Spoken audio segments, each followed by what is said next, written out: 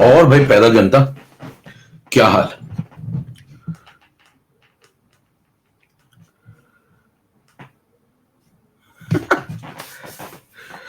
उठ गए क्या? सुबह हो गई?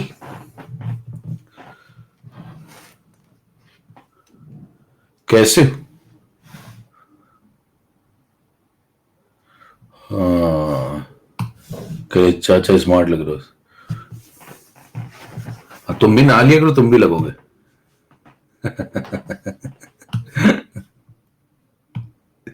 चलो भाई,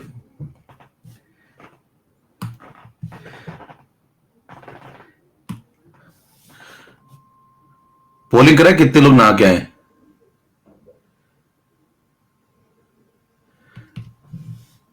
40% निकलेंगे भी। बताइए। करें, देश का पानी बचा रहा हूं।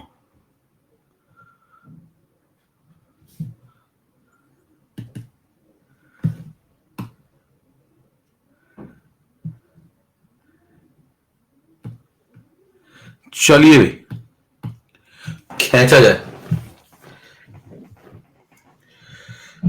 नहीं, पोल नहीं करेंगे अभी, हम लोग पढ़ाई करेंगे। बहुत बहुत मेहनत करनी जिंदगी में।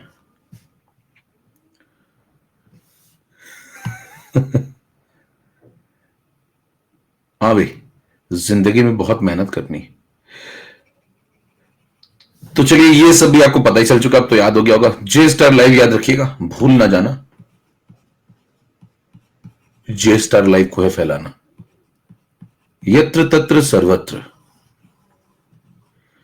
जब जब रेफरल कोड लगेगा। चलिए भाई, आगे बढ़ते हैं। कहां तक पहुंच गए? जल्दी से बताओ, जल्दी से बताओ, फटाफट। कहां तक पहुंच गए तुम लोग? कुछ याद तो होगा नहीं तुम्हें? कुछ याद है क्या? कुछ नहीं याद होगा तुम्हें पक्का। बता दो अगर याद है तो। हाँ, चार चल उस क्या पढ़ रहे थे? अच्छा ये बता दो, हेडिंग कौन सी, किसके, कौन सी हेडिंग, कौन सा पॉइंट चल रहा था, ये बता दो बस। क्वेश्चन नंबर बता दो। अच्छा, कौन सा चल रहा था, कौन सा हो गया था? 31 लगवाना था। 30 तक हो गया था डन भैया। हेलो, 30D लिख दो फटाफट। 30D अगर 30 डन था तो, याद है तुम्हें तो? यस, चलो 31 लगाना था भाई। ठीक है, चलो 31 से शुरू कर लेते हैं आज की क्लास। फटाफट सब लोग उठा दिखाइए, जुड़ जाइए जल्दी से। सोए हुओं को उठा दो।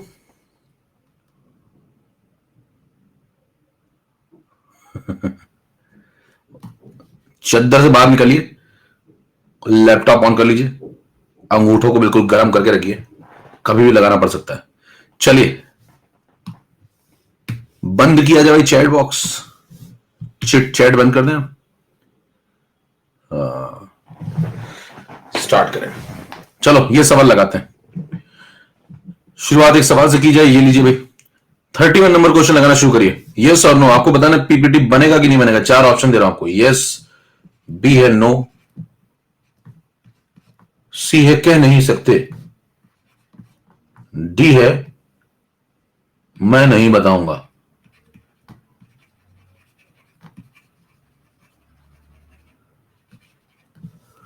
पोल लगाना शुरू करो जल्दी से। 20 सेकंड था, जल्दी से लगाओ फटाफट, फिर शुरू कर रहे पोल।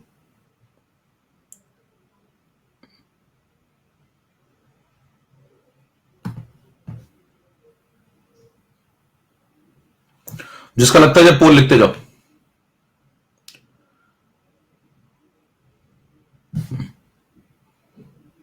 चलो स्टार्ट।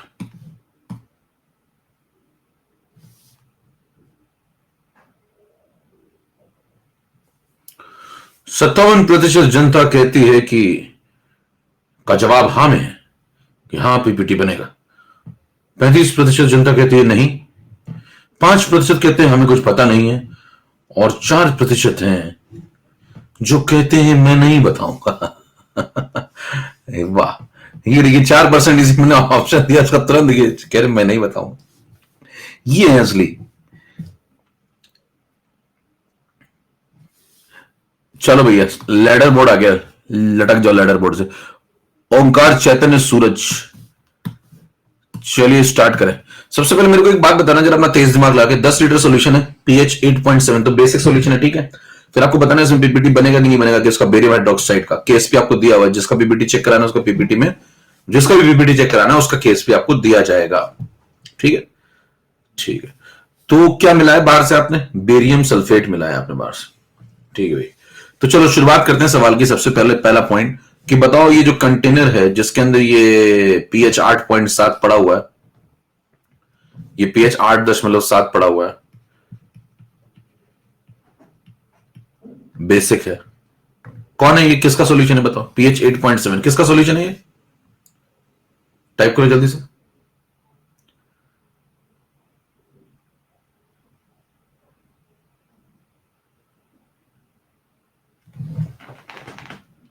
किसका सॉल्यूशन है? इसीलिए मैं कहता हूं व्यक्ति नहीं बदलता, केवल समय बदलता है। पता ही नहीं किसका सोल्यूशन है भैया। बेरियम हाइड्रोक्साइड का कहां सोल्यूशन चाचा? छत से उतरिए, सुबह की शुरुआत हो चुकी है, आज का पहला आपका खाता खुल चुका है। लीजिए भैया एक सोल्यूशन, उसने कहा 10 लीटर का है, पीएच उसका 8.7 है, तो क्या 8.7 केवल बेरियम हाइड्रोक्साइड का होता है? NaOH का नहीं हो सकता है, NaOH का नहीं हो सकता है, किसी का भी हो सकता है। दिया नहीं है उसने, कभी बताया नहीं, मैंने कभी पूछा नहीं। समझ पा रहे हैं? उसने कभी बताया नहीं, मैंने कभी पूछा नहीं। तो जरा बताओ कि क्या ये सॉल्यूशन NaOH का भी हो सकता है? तो आप क्या बोलेंगे कि भाई साहब मेरे को क्या पता, बेसिक सॉल्यूशन है, बस इतना ही तो बताया उसने, और उसने कभी कुछ बताया नहीं इसके आगे, और हम दोनों ने ऐसे ही जिंदगी गुजार दी। तो जरा बताइए पीएच की वैल्यू अगर 8.7 है तो बताओ पीओएच की वैल्यू अगर ये 8.70 है, कह रहे जीरो कैसे लगा दिया आगे, तो पीओएच बताइए क्या 5.30 होगा? बोलो भाई। और पीओएच अगर 5.30 होगा तो क्या ओएच की वैल्यू निकाल लेंगे? ओएच की वैल्यू थोड़ा साइड में कर लेते हैं इसको, यहां जगह नहीं है। कैलकुलेशन करो भैया। अब बताओ जरा, यहां पे कैलकुलेशन अगर करना शुरू करें तो मेरे को बताना पीएच 8.7 है तो पीओएच हो गया 5.3, तो ओएच कितना हो गया बताओ? ओएच हो गया 10 टू द पावर माइनस 5.30। तो बताइए इसको लिखेंगे 10 टू द पावर क्या, -6 इंटू 10 टू द पावर 0.70। ये सब सिखा चुका हूं मैं आपको पहले भैया। फिर बताना 10 टू द पावर 0.70 की जगह क्या लिखोगे, जल्दी से टाइप करो। इसकी जगह क्या लिखोगे बोलो? हाँ 5, तो 5 इंटू 10 टू द पावर -6 ये आ गया। अभी बताओ ओएच का सोर्स कौन है? पता नहीं। आप कहेंगे हमें क्या पता, ओएच का सोर्स कोई भी हो सकता है, कोई बेस हो सकता है। तो हमें जब दिया ही नहीं तो हम तो कुछ मानेंगे ही नहीं ना, हम तो कहेंगे ओएच का सोर्स कोई होगा जनरल, हमें क्या पता। तो इस कंटेनर में कोई बेसिक व्यक्ति है और उसमें इतना OH प्रेजेंट है। प्रोटॉन भी प्रेजेंट होगा क्या कंटेनर में? अभी कंटेनर में प्रोटॉन होगा कि केवल OH होगा? प्रोटॉन भी होगा। हमें क्या मतलब प्रोटॉन से होगा, ठीक है। फिर क्या किया इसके अंदर, अब मिलाया हमने, क्या इसके अंदर मिलाया, अब हमने क्या बाहर से बेरियम सल्फेट, कितना? अब बेरियम सल्फेट मिलाओगे, अब जाके इसके अंदर बेरियम का सोर्स आया है। जरा ध्यान सुनिए क्या बोल रहा हूं मैं। अब आपने बेरियम सल्फेट मिलाया तो अब इसके अंदर बेरियम का सोर्स आया। अभी तक बेरियम था ही नहीं, आप तो बेरियम हाइड्रोक्साइड बना बैठे थे अंदर। समझ पा रहे हैं? आप तो भैया बेरियम हाइड्रोक्साइड बना के बैठे थे, उसके अंदर अभी तक बेरियम आया ही नहीं। अब बेरियम आया है, बेरियम सल्फेट मिलने के बाद छत से उतरिए, धूप चली गई है। कर अभी तो आई थी, दूसरे की छत पे चली जाती। धूप ऐसी वस्तु है जो बहुत जल्दी आपकी छत छोड़ देती, तो जब आए तो ले लिया करिए। चलिए देखिए ध्यान से, तो OH की वैल्यू आ जाए, यहां से OH की वैल्यू आ गई 5 इंटू 10 टू द पावर -6। तो जरा बताइए बाहर से आपने क्या मिलाया? बेरियम सल्फेट कितना मिलाया भैया? 0.02333। तो लिख लीजिए बाहर से जो आपने बेरियम सल्फेट मिलाया वो मिलाया आपने 0.0233 ग्राम, ठीक है। बताओ मोलैरिटी निकाल लोगे? हाँ भाई मोलैरिटी निकाल लोगे? कैसे निकालोगे? इसका मोलर डिवाइड करो, कितना होगा इसका मोलर। बेरियम का कितना है एटॉमिक वेट? 137। नहीं पता तो सुन लो भैया, जिसको नहीं पता है बेरियम का 137। सल्फर का तो बताओगा, नहीं तो इस्तीफा दे दो। 32 ऑक्सीजन 16 जोड़ोगे, सबको जोड़ोगे यहाँ पे तो 233 डिवाइड कर दो, ये आगे मोल। वॉल्यूम बताओ कितना दिया, वॉल्यूम चेक करो यहाँ पे कितना, 10 लीटर, यहाँ पुट कर दो 10 लीटर। ये आ गई मोलैरिटी, ये क्या आ गई? मोलैरिटी किसकी? बेरियम सल्फेट की। 4 डेसिमल आगे फेंक के मारो उसको, 233 बन जाएगा और 10 टू द पावर -4 बाहर आ जाएगा। तो इससे कट जाएगा, तो 10 टू द पावर -4 ऊपर से बचेगा, यहां से 10 ऊपर जाएगा तो -5। समझ में आ रही बात? ठीक है भाई, तो ये बन जाएगा 10 टू द पावर -5 मोलर। कौन? Barium sulphate. फिर क्या होगा बताओ, बेरियम सल्फेट को तोड़ दें फटाफट, एक्वस फॉर्म में। नहीं, एक्वस फॉर्म में तो फटाफट ये तोड़ दें। बेरियम +2 में टूटेगा और किस में टूटेगा? सल्फेट में। तो बताओ ये पूरा 10 टू द पावर -5 में से पूरा टूट जाएगा, तो ये कितना बनेगा? 10 टू द पावर -5। ये कितना बनेगा? 10 टू द पावर -5। समझ में आई बात? तो बताइए क्या बेरियम आ चुका है मार्केट में? अब ये बेरियम का सोर्स है। कौन? Barium sulphate. इसने हमें क्या दे दिया? बेरियम आयन दे दिया एक्वस फॉर्म में, और सल्फेट दे दिया एक्वस फॉर्म में। हमें क्या करना है? ये जो बेरियम यहां पे आया है, ये पहले से प्रेजेंट OH नेगेटिव के साथ मिल करके क्या पीपीटी बना पाएगा या नहीं? सवाल समझ में आ रहा है भैया कि बस कुछ भी सुनते जा रहे हो? सवाल का आपको कंसेप्ट समझ में आ रहा है, कैसे क्या कर रहे हैं? तो बताओ किसका हमें सॉल्युबिलिटी इक्विलिब्रियम लिखना चाहिए, जरा बताना जल्दी से। किसका सॉल्युबिलिटी इक्विलिब्रियम लिखें? जिंदगी में सॉल्युबिलिटी इक्विलिब्रियम उसी का लिखते हैं जिसके आपको पीपीटी चेक करना है, जिसका आपको पीपीटी चेक करना है। तो बोलो सॉल्युबिलिटी इक्विलिब्रियम लिख देंगे यहाँ पे BaOH होल ट्वाइस का। और अगर आपके दिमाग में थोड़ी कैसेट चलती तो लिखने की जरूरत नहीं पड़ती, या कोफिशिएंट अगर आपको नजर आते हैं तो। पर पढ़ते पढ़ते आपको ये आइडिया लग जाता है, यहाँ 2 आएगा, यहाँ 1 आएगा, तो आपको लिखने की जरूरत तब नहीं पड़ती है। लेकिन अगर आपको कुछ भी कमजोर है तो लिख लीजिए। QSP निकालने में, QSP निकालते समय ये ध्यान रखिए कि पावर में कोफिशिएंट आपको लगाने पड़ेंगे। तो Ba+2 के ऊपर पावर क्या लगाएंगे? 1 OH नेगेटिव के ऊपर पावर क्या लगाएंगे? 2। ऐसे सीधे ना मल्टीप्लाई कर देना। बताओ बेरियम की वैल्यू कितनी आ चुकी है? 10 टू द पावर -5। और OH नेगेटिव की वैल्यू कितनी है? 5 × 10 टू द पावर -6। उसके ऊपर लगा स्क्वायर, तो बताओ 25, 10 पावर -12 और ये 5, 17। तो 25 × 10 टू द पावर -17 आ गया। ये आ चुका है QSP। बताओ KSP आपको क्वेश्चन में दिया हुआ है, कंपेयर करना बस अब दोनों को। KSP को सामने लाया जाए, कंपैरिजन किया जाए। कंपैरिजन जब करेंगे तो अभी देखिए पावर दोनों की सेम नहीं, तो पहले पावर सेम करनी पड़ेगी। तो बताइए पावर कैसे सेम करेंगे? यहां 100 डिवाइड कर दें, 100 मल्टीप्लाई कर दें। तो यहां पे मान लो मैंने 100 डिवाइड कर दिया, 100 मल्टीप्लाई कर दिया। देखो यहां -17 बना लेते हैं, तो यहां 100 डिवाइड और यहां 100 मल्टीप्लाई। 100 मल्टीप्लाई करते कितना बन जाएगा बताओ? यहां पर -17। समझ में आई बात? अब देखो दोनों की पावर सेम हो गई। पावर सेम हो गई तो यहां देखो 25 है, यहां पे 2/100 है, तो बताओ 25 बड़ा है। यानी कि QSP KSP से आखिरकार बड़ा निकल गया और जवाब हाँ में आ चुका है। तो यस पीपीटी बनेगा। और बहुत देर के बाद उसने हाँ बोली। बताइए पिछली पूरी क्लास में उसने ना कहा था, आज जाके उसकी हाँ हुई। कहने 2 बार उसने इसके पहले ना बोला था, इसमें नो आंसर आया था, इसके पहले भी नो आया था, तीसरी बार उसने हाँ कह दिया। इसका मैं क्या मतलब समझूं? मतलब कुछ नहीं समझना है, मतलब ही समझना कभी भी कुछ ही बोल सकती है। समझ पा रहे हैं? कि इसका 2 बार हाँ, 1 बार ना, 2 बार ना, 1 बार हाँ का मतलब क्या? हाँ समझू या ना समझू, कुछ नहीं समझना है। ये समझना है कभी भी ना और कभी भी हाँ बोल सकती है। मूडी है। समझ पा रहे हैं? आप ये बोल देंगे मूडी है। चलिए,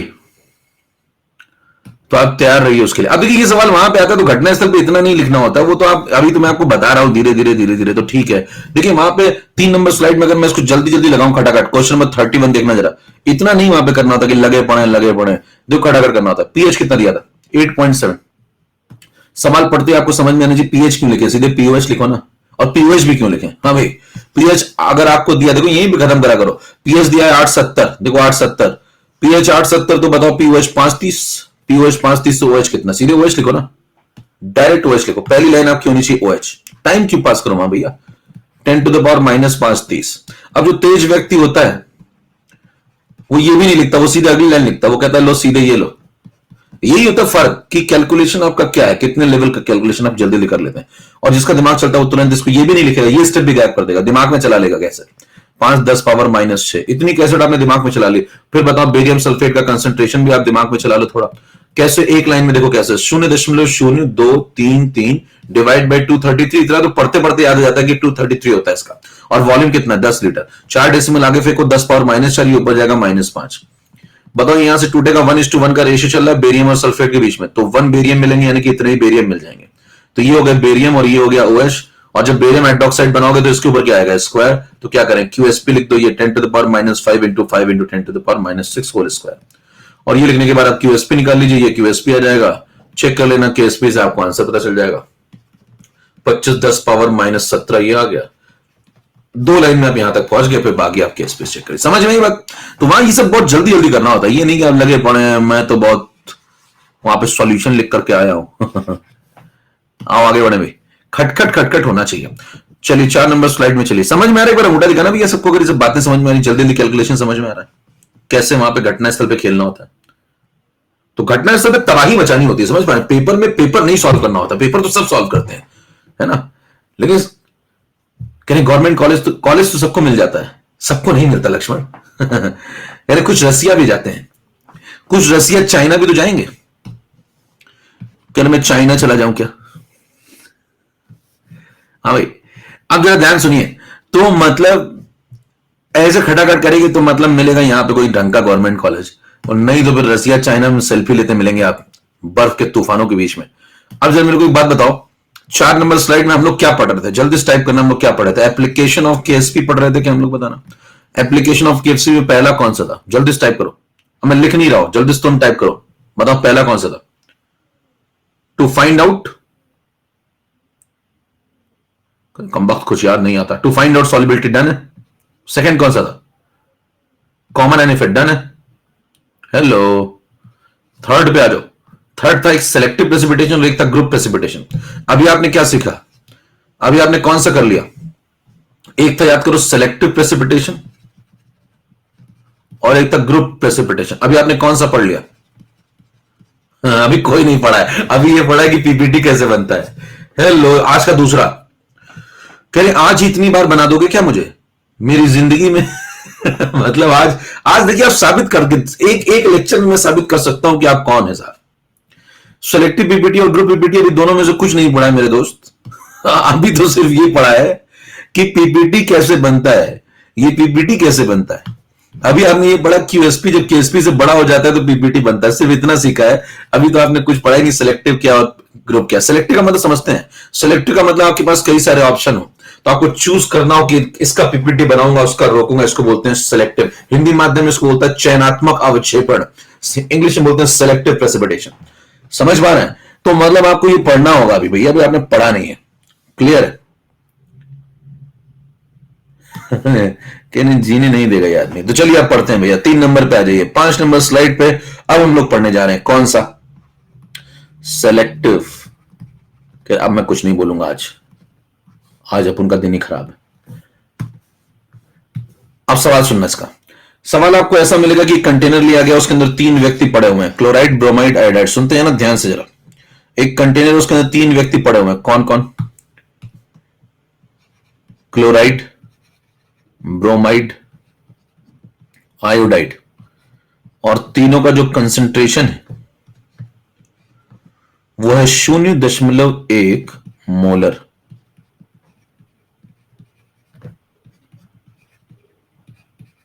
ठीक है, और आपसे कहेगा इसके अंदर मैंने सिल्वर नाइट्रेट मिलाना शुरू किया। क्या मिलाना शुरू किया? Silver nitrate, drop by drop, बूंद दर बूंद। कुछ लोग हिंदी के भी होंगे यहां पर, अरे हैं क्या हिंदी माध्यम वाली कितनी जनता भैया?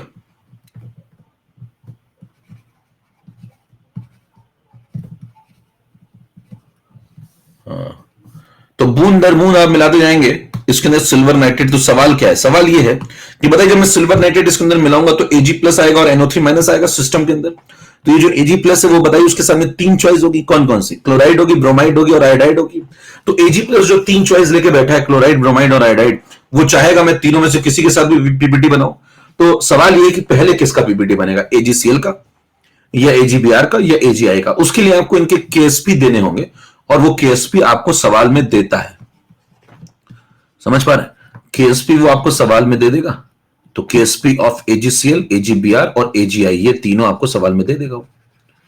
ये सब आपको याद नहीं रखने, वो सवाल में देता है। तो ये दे दिया -10, -13, -17। ठीक है, अब सवाल क्या है?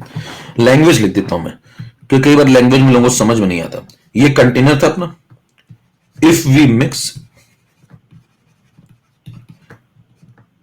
silver nitrate drop by drop in the vessel,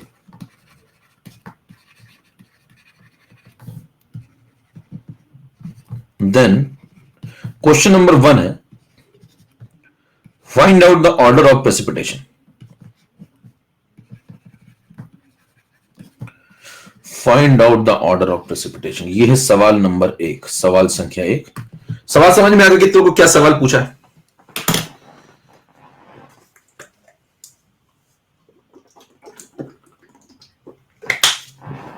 हाँ भाई, चलें शुरू करें सवाल।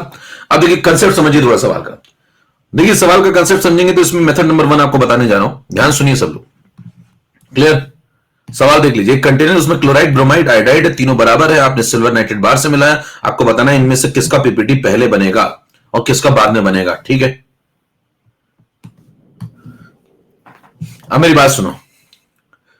जो आप मिलाएंगे तो बताइए सिल्वर आयन बाहर से आ रहा है, सिल्वर आयन। अच्छा अगर AgNO3 एक भी बूंद ना मिला हो तो, जैसे एक आपने पास मान लो कुछ ऐसा है जैसे ड्रॉप बाय ड्रॉप गिराते जा रहे हैं ऐसे, तो मान लीजिए एकदम ना गिराऊं, कह दो नहीं गिराऊंगा, अभी शुरू नहीं किया गिराना, तो बताइए इस कंटेनर में सिल्वर आयन का कंसंट्रेशन कितना है? अगर एक भी बूंद नहीं गिरा तो इस कंटेनर में सिल्वर आयन का कंसंट्रेशन कितना है बताओ? 0। अभी तो 0 है। धीरे धीरे बढ़ेगा, जब ड्रॉप बाय ड्रॉप गिराऊंगा तो धीरे धीरे बढ़ेगा। ठीक है, अब जब बढ़ेगा तो सवाल है कि उसके सामने 3 चॉइस है, क्लोराइड, ब्रोमाइड, आयोडाइड। देखिए तभी उसका नाम क्या है, सिलेक्टिव। सिलेक्टिव का मतलब जो आपके पास चॉइस हो तभी तो आप सिलेक्टिव बनेंगे। आप चूजी तब हो जाते हैं जो आपके पास चॉइस हो। अगर आपके पास एक ही ऑप्शन है तो फिर आप क्या सिलेक्टिव बनेंगे? हेलो, समझ पा रहे हैं? अब सुनो ध्यान से, 6 नंबर स्लाइड पे जरा सुनिएगा। मेथड नंबर 1, मेथड नंबर 1 ये कहता है कि अगर आप ज्यादा दिमाग नहीं लगाना चाहते और तीनों सिमिलर टाइप इलेक्ट्रोलाइट है, या जो भी आपको दिए हैं वो सिमिलर टाइप इलेक्ट्रोलाइट है ना, अगर सिमिलर टाइप के इलेक्ट्रोलाइट का सवाल आता है तो आप लॉजिक लगाइए, केएसपी जिसका ज्यादा होगा उसकी सॉल्युबिलिटी ज्यादा होगी और उसका पीपीटी लास्ट में बनेगा। हेलो, ये कब लगाएंगे लेकिन आप? जब सब एक जैसे हो। सब एक जैसे मतलब जैसे ये तीनों किस टाइप के, देखो ए बी टाइप, ये तीनों किस टाइप में बताओ? A B type. कल को अगर 2 ए बी टाइप होते और एक A2B टाइप होता तो ये कंसेप्ट नहीं लगेगा। ये तभी लगेगा जब तीनों का फॉर्मूला एक जैसा हो। जैसे अगर तीनों ए बी टाइप हैं तो बताइए केएसपी का फॉर्मूला क्या? S² लगेगा। तो जिसका केएसपी ज्यादा होगा क्या उसकी सॉल्युबिलिटी भी ज्यादा होगी, इसलिए उसका सॉल्युबिलिटी अगर ज्यादा है तो पीपीटी देर में बनेगा। तो अगर मैं ये लॉजिक लगा करके सवाल सॉल्व करूं तो बताइए तीनों में किसका केएसपी ज्यादा है? जल्दी से तीनों में चेक करो किसका केएसपी ज्यादा है। पहले वाले का ये ज्यादा है। कई लोग कह रहे हैं यहां तो 17 लिखा हुआ है तो भैया 10⁻⁻10 ज्यादा होता है, -13 और -17 से। तो अगर ये ज्यादा है तो बताइए क्या एजीसीएल का केएसपी ज्यादा है तो उसकी सॉल्युबिलिटी भी ज्यादा होगी, तो उसका पीपीटी भी देर में बनेगा। तो सबसे लास्ट में किसका पीपीटी बनेगा? एजीसीएल का। उससे पहले किसका बनेगा बताओ? सबसे कम वाले का सबसे पहले बनेगा। इसका केएसपी सबसे छोटा है एजीआई का, एजीआई का केएसपी सबसे छोटा है तो इसकी सॉल्युबिलिटी सबसे छोटी, इसका पीपीटी सबसे पहले। तो 1 नंबर पे बताओ कौन? एजीआई। 2 नंबर पे बताओ कौन? एजीबीआर। समझ पा रहे हैं कि ऑर्डर ऑफ प्रेसिपिटेशन आ चुका है? हेलो भाई, कितनों को बात समझ में आ गई? फटाफट जल्दी से बताओ, अंगूठा दिखाते रहा करो भाई, आगे बढ़ता जाओ मैं फटाफट। ये आ गया ऑर्डर ऑफ प्रेसिपिटेशन। बताओ ये लॉजिक आप कब लगाएंगे? 600 लोग हैं केवल।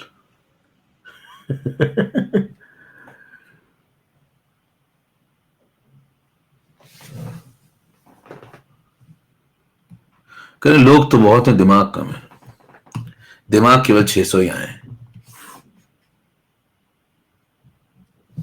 हाँ भाई, दिमाग 600 ही आए हैं क्या? बताइए कंसेप्ट ऑफ मेथड नंबर 1 कब लगाएंगे? जब सिमिलर टाइप ऑफ इलेक्ट्रोलाइट है। अगर डिसिमिलर टाइप हो तो ये कंसेप्ट नहीं लगाना है। ठीक है, आगे बढ़ जाइए। एक मेथड नंबर 2 बता रहा हूं आपको, 7 नंबर स्लाइड पे। ये मेथड नंबर 2 समझिए। मेथड नंबर 2 में क्या करेंगे? मेथड नंबर 2 में क्या करेंगे? सैचुरेशन पॉइंट ढूंढेंगे। ध्यान सुनना जरा, ये मेथड में जरा लॉजिक है बहुत सारे। सैचुरेशन पॉइंट ढूंढेंगे। सबसे पहले किसका? एजीसीएल का। सैचुरेशन कब आता है?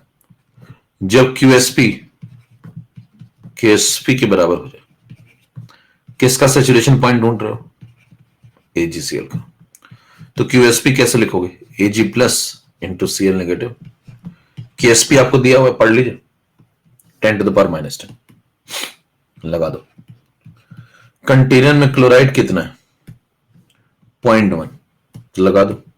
और डेटा चेंज कर सकता है भैया, ध्यान दीजिए, ये 0.1 की जगह कुछ भी हो सकता है कल को, तो आपको सवाल जब आएगा तो देख लेना क्या है क्या नहीं है। क्या सिल्वर की वैल्यू यहां पे निकल आई? ये ऊपर जाएगा तो इधर डिवाइड करो, फिर ऊपर जाएगा -9। तो बताइए ये जो सिल्वर आया है 10⁻⁻9 सॉल्व करने पे, क्या अगर मैं ड्रॉप बाय ड्रॉप सिल्वर मिलाता जाऊं तो कभी ना कभी सिल्वर यहां पहुंच जाएगा? और सिल्वर जब यहां पहुंचेगा तो बताइए क्या पीपीटी बन जाएगा? हाँ भाई, अगर सिल्वर में इतना मिला दूं तो क्या एजीसीएल का पीपीटी बन जाएगा क्या? यस और नो? है नहीं। क्यों क्यों क्यों क्यों नहीं बनेगा? क्योंकि इस पे तो सैचुरेशन आया ना, सैचुरेशन में थोड़ी पीपीटी बनता है। पीपीटी कब बनता बताओ? पीपीटी तब बनता है जब सुपर सैचुरेशन आ जाए। सुपर सैचुरेशन कब आता है? जब ये क्यूएसपी इस केएसपी को क्रॉस कर जाए, बड़ा हो जाए इससे। बता चुके हैं, यही तो पीछे सीखा था। तो बताइए क्या इतना मिलाऊंगा तो पीपीटी बनेगा? नहीं। इससे ज्यादा मिलाऊंगा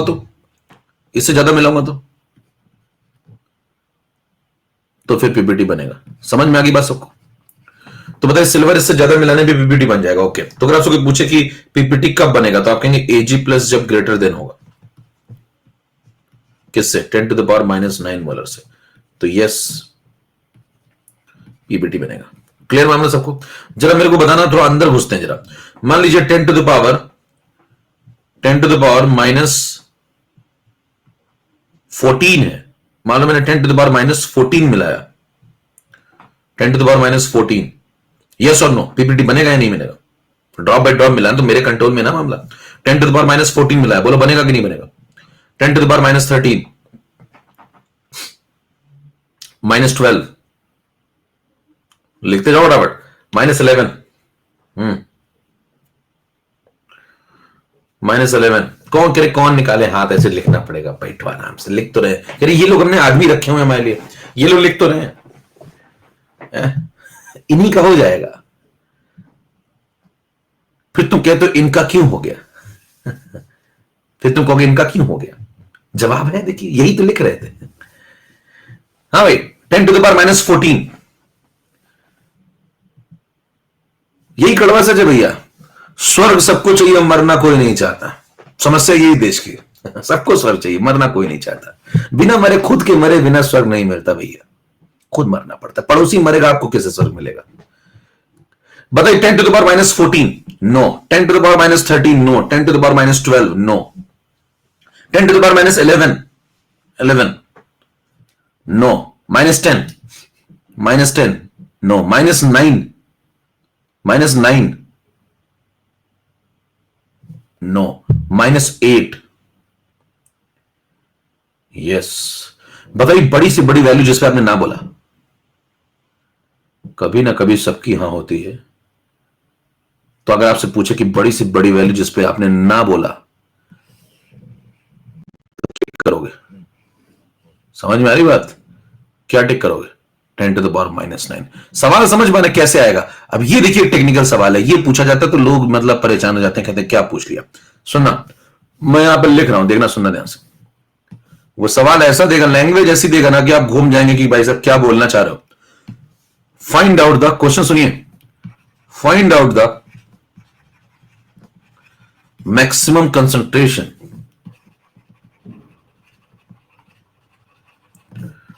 of silver iron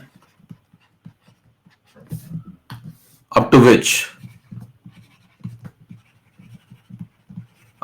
the PPT of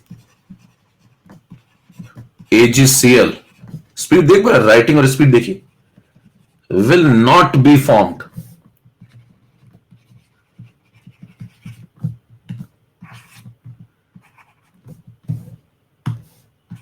सुलेख के साथ कार्यक्रम स्पीड में चल रहा है, देख लीजिए, ठीक है। Will not be form, not word पे अंडरलाइन देखिए। आंसर बताओ, ऑप्शन दो, देने की जरूरत नहीं, हालांकि आपको समझ में आ गया 10⁻⁻9 मोलर। ऑप्शन दूंगा तब भी गलत करते हैं बहुत लोग। ये सही जवाब। तो ये सवाल समझ में आया? ये सवाल तभी लगा सकते हैं, बोलो जब आपको ये बात समझ में आएगी। क्लियर है मामला? चले नेक्स्ट। बताओ इसी तरीके से क्या 2 सवाल और बन सकते थे? बताओ अगर 2 सवाल मैं और बनाऊं जल्दी जल्दी तो क्या क्या बनेगा बोलो। सैचुरेशन पॉइंट,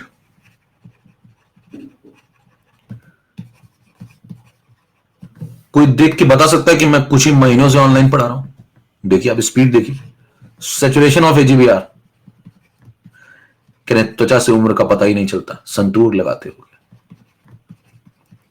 ये लीजिए भाई, एजी पॉजिटिव बीआर नेगेटिव, तो खेल चाहे कैसा भी हो खेलेगा पुनी। बताइए कि एजीबीआर का जी, एजीबीआर पे 10 टू द पावर कितना लगाओगे? -13। केएसपी की वैल्यू 10 टू द पावर -13। बताओ बीआर नेगेटिव की वैल्यू कितनी लगाएंगे? जल्दी से टाइप करो। 0.1 मोलर। क्या सिल्वर की रिक्वायरमेंट निकल आएगी भैया? बोलो सिल्वर कितना लगेगा? सैचुरेशन चाहिए तो सिल्वर बताओ कितना लगेगा? सिल्वर की वैल्यू आ जाएगी 10 टू द पावर -12। अब मेरे को जल्दी से कुछ बातें बताना। बताओ मैंने अगर मान लो सिल्वर 10 टू द पावर -14 मिलाया तो पीपीटी बनेगा कि नहीं बनेगा? -14, -13, -12, -11, -11। बोलो भाई -11 पे बनेगा नहीं बनेगा? -12 से ऊपर चलेगा तो यस। समझ में आई बात? बड़ी से बड़ी वैल्यू जिसपे आपने ना बोला, हाँ नहीं ना बोला, बड़ी से बड़ी वैल्यू जिसपे आपने ना बोला इस बार सिल्वर की 10 टू द पावर -12। तो क्या इस प्रकार का सवाल मैं अगर यहां पे चेंज करूंगा, मैं लिख नहीं रहा हूं, देखिए यहां पे अगर मैं चेंज करके यहां पे एजीबीआर कर दूं, बताओ कल को अगर मैं चेंज करके यहां पे एजीबीआर कर दूं तो क्या आप सवाल लगा लेंगे? बोलो यहां पे एजीबीआर करते यहां पे आंसर कितना हो जाएगा? बोलो यहां पे आंसर कितना हो जाएगा? 10 टू द पावर -12। तो ये एक सवाल नहीं है। बताओ ये एक सवाल या 3 सवाल लग चुके हैं यहां पे?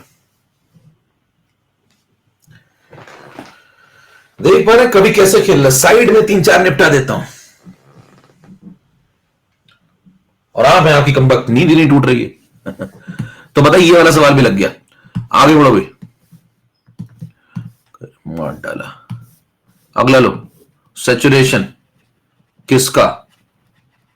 एजीआई का। बोलो क्या लिखें फटाफट? अब तो आदत पड़ गई ना, QSP is equal to Ksp.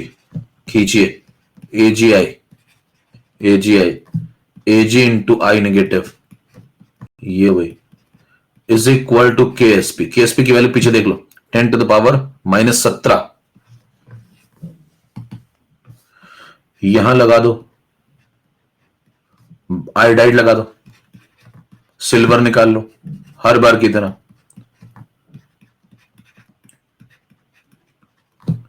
एजी की वैल्यू आ गई। अब देखिए ये जो मैं बार बार अभी लिख रहा हूं इतना कैलकुलेशन, ये अगर आपका दिमाग चलने लगा एक बार और इतनी आसान डेटा है तो आप बिना पेन चलाए भी लोग कर लेते हैं।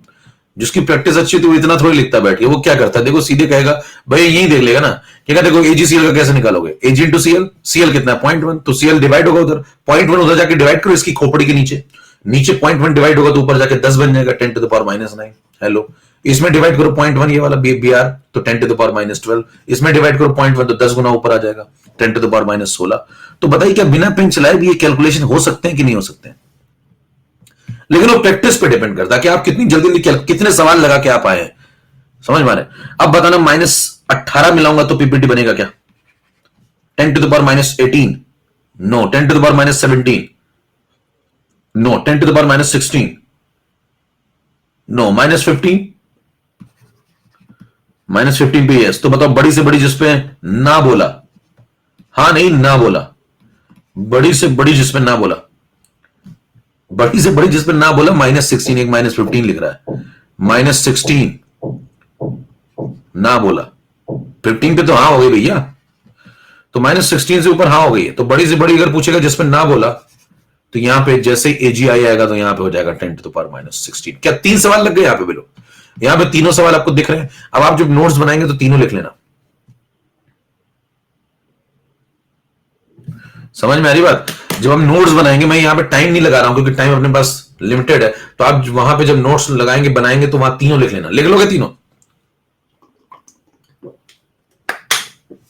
चलो, तो 3 सवाल साइड में डन हो गए अपने। अब मेरे को एक बात बताओ, इतने कितने लोगों को समझ में आ गई यहां तक की पूरी बात? डन।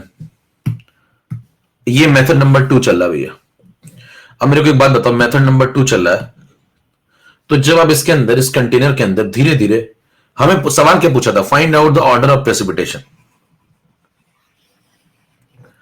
इसका मेथड नंबर 1 मैंने आपको ये बता दिया, ये आसान था। मेथड नंबर 2 ये चल रहा है। मेथड नंबर 2 में इतने कैलकुलेशन करने से फायदा क्या हुआ, इस प्रकार के 3 सवाल लग गए। पहला फायदा तो ये हो गया साइड में, ठीक है। दूसरा फायदा सुनो, कंसेप्ट क्लियर होते हैं। सैचुरेशन पहले आएगा, फिर सुपर सैचुरेशन आएगा, फिर पीपीटी बनेगा। एक बात बताओ सिल्वर जब मैं मिलाऊंगा धीरे धीरे धीरे धीरे धीरे, तो सिल्वर स्टार्टिंग में कितना होगा, 0। इस कंटेनर में सिल्वर कितना है, 0। और यहां पे बताना ये क्या कह रहा है कि अगर सिल्वर 10 टू द पावर -9 से ऊपर हो जाए तो मैं पीपीटी बना दूंगा। ये कह रहा है कि अगर -12 से ऊपर जाए तो मैं पीपीटी बना दूंगा। ये कह रहा है -16 से ऊपर हो जाए तो कह रहा है मैं पीपीटी बना दूंगा। मेरे को एक बात बताना कि सिल्वर पहले 0 था, ठीक है, और 3 डेटा इन लोगों ने दिए हमें, -9, -12, -16।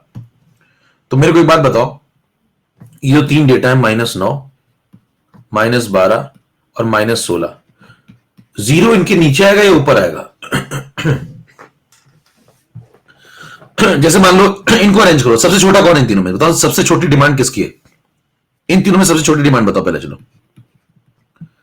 सबसे छोटी -16 है, उससे बड़ी -12 है, उससे बड़ी -9। 0 कहां है?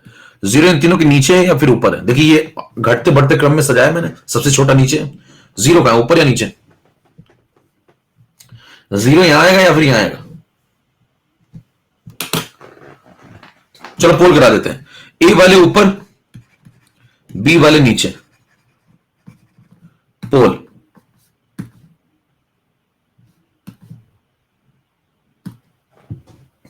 ए वाले ऊपर, बी वाले नीचे।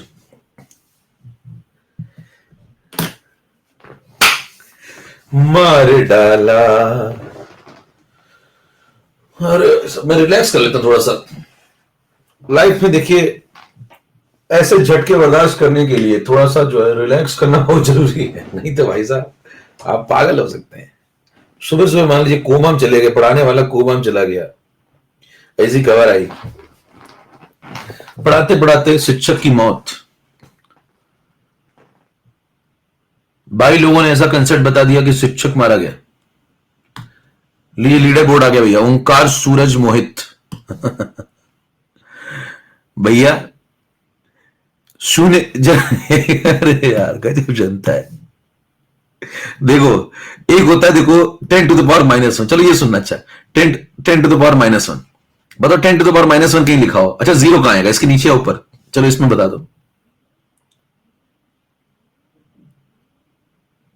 हाँ 10 टू द पावर -1 क्या होता है? 1/10। 1/10 क्या होता है? 0.1। तो 0.1 पॉजिटिव है निगेटिव है? 0.1 कैसा है, पॉजिटिव है कि निगेटिव है? पॉजिटिव है। तो पॉजिटिव है तो 0 कहां आएगा?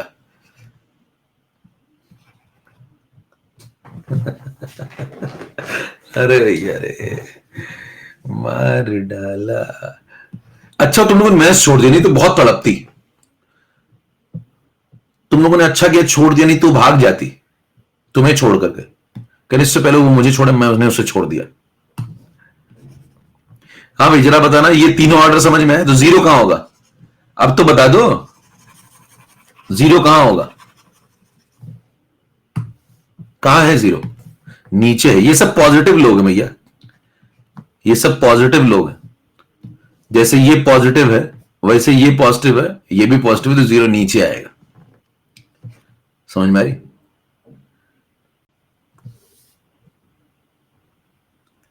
कह रहे आज तो मतलब लाइन लगी भैया, ये आज का तीसरा हो गया। कह रहे आज मैं अब नहीं बोलूंगा। अब देखिए जब आप सिल्वर मिलाना शुरू करेंगे तो सिल्वर स्टार्टिंग में कितना होगा? इस कंटेनर में सिल्वर कितना था? 0। स्टार्टिंग में इस कंटेनर में सिल्वर कितना था? 0। फिर आप धीरे धीरे जब मिलाएंगे तो बताइए सिल्वर बढ़ता जाएगा। जब बढ़ता जाएगा बढ़ता जाएगा बढ़ता जाएगा तो सबसे पहले कहां पहुंचेगा? बताओ सबसे पहले कहां पहुंचेगा? बढ़ते बढ़ते बढ़ते बढ़ते -16 को क्रॉस करेगा। फिर बताइए और बढ़ाएंगे तो -12 को क्रॉस करेगा। फिर और बढ़ाएंगे तो -9 को क्रॉस करेगा। सबसे पहले बताओ सबसे छोटी डिमांड किसकी थी? सबसे छोटी डिमांड किसकी थी? क्या सबसे छोटी डिमांड -16 वाले की थी? वो कह रहा था हमें इससे ऊपर दे दो हम पीपीटी बना देंगे। तो क्या सबसे एक नंबर पे इसी का पीपीटी बनेगा? जिसकी डिमांड सबसे छोटी होती है उसकी सबसे पहले पूरी होती। समझ पा रहे? इससे डिमांड छोटी रखिए, डिमांडिंग मत बनिए। तो बताइए -16 वाले की डिमांड सबसे पहले पूरी होगी, तो बताइए क्या सबसे पहले इसकी डिमांड पूरी होगी? सबसे पहले इसकी डिमांड पूरी होगी, तो बोलो सबसे पहले क्या इसका पीपीटी बनेगा? एजीआई का 1 नंबर पे। तो बताइए 1 नंबर पे क्या एजीआई का पीपीटी बन रहा है? यस। फिर बताओ इसकी डिमांड उसके बाद पूरी हो जाएगी, धीरे धीरे बढ़ाते जाओ बढ़ाते जाओ बढ़ाते, इसकी डिमांड पूरी हो जाएगी। तो बताओ जब इसकी डिमांड पूरी हो जाएगी तो इसका पीपीटी बन जाएगा। तो अगले नंबर पे 12 वाले का बनेगा, मतलब इसका पीपीटी बन जाएगा, मतलब एजीबीआर का बन जाएगा। और बताइए सबसे लास्ट में किसकी डिमांड पूरी होगी? जो छूट गया अभी तक। तो बताइए क्या ये ऑर्डर ऑफ प्रेसिपिटेशन आ चुका है? क्या इस बार ऑर्डर ऑफ प्रेसिपिटेशन थोड़ा देर से आया है? थोड़ा देर से आया लेकिन जीवन में बहुत सारी बातें लाया है। बताइए थोड़ा देर से आया लेकिन जीवन में बहुत सारी बातें लाई। क्या बातें लाया? क्या ये क्वेश्चन ये जो ऊपर लिखा हुआ है ये इसी कंसेप्ट से सॉल्व होगा?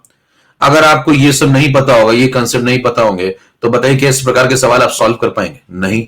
क्या इस पुराने वाले मेथड से वो प्रकार के सवाल सॉल्व हो जाएंगे कि कितना मैक्सिमम एजी मिला है जिससे कि ना बोली जाए, जिससे पीपीटी नहीं बनेगा इन तीनों का? वो सवाल सॉल्व करने के लिए आपको मेथड नंबर 2 चाहिए। फायदा समझ में आ गया 2 नंबर का? कितनों को समझ में आएगा 2 नंबर का अपना फायदा है, 1 नंबर का अपना फायदा है? 1 नंबर की लिमिटेशन है, कब लगेगा 1 नंबर बताओ? जब सिमिलर टाइप ऑफ इलेक्ट्रोलाइट होंगे, डिसिमिलर में नहीं लगेगा।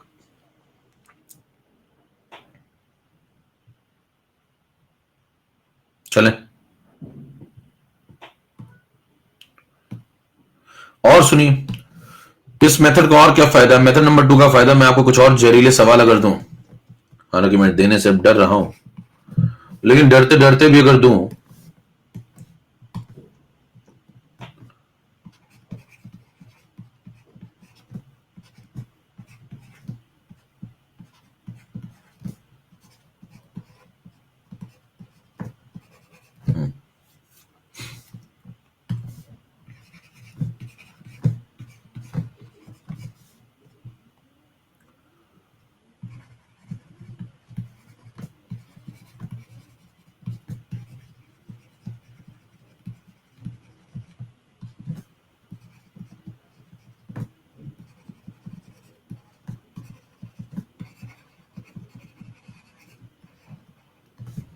which of the following PPT will be formed?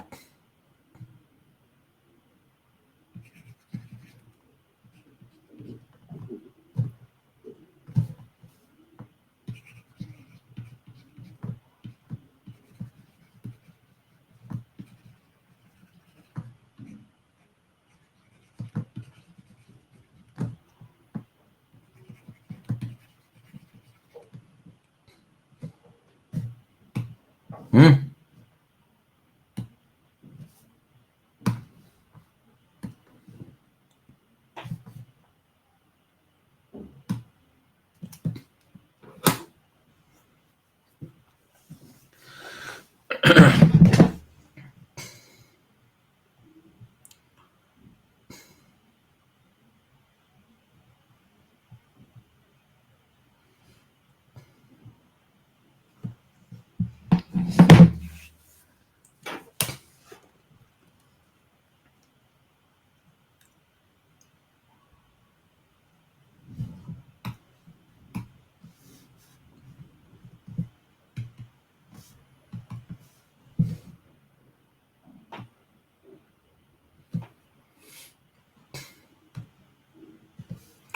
ओंकार मोहित उत्तम।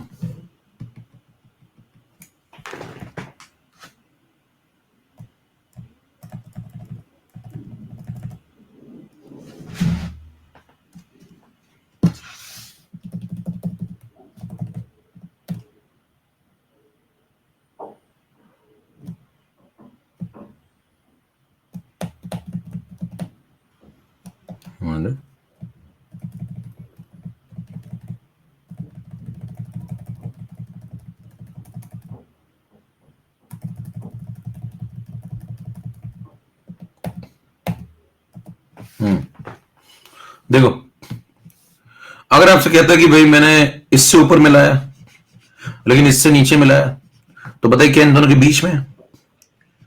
इससे तो इस पॉइंट से आप ऊपर निकल गए, -16 से ऊपर है देखो, लेकिन -12 से नीचे है। तो बताइए -16 से ऊपर है तो क्या इसका पीपीटी बनना शुरू हो जाएगा? ये एजीआई का लेवल है, ये एजीबीआर का है और ये एजीसीएल का है। इनको जब आप क्रॉस कर जाएंगे तो पीपीटी बनना शुरू हो जाता है। तो बताइए क्या सिर्फ अभी ये क्रॉस हुआ है और ये लेवल क्रॉस हुआ तो क्या सिर्फ इसका पीपीटी बनना होगा? अभी इससे तो नीचे ही है, इससे तो नीचे ही है, इसको क्रॉस किया तो सिर्फ एक का पीपीटी बनेगा, ओनली एजीआई।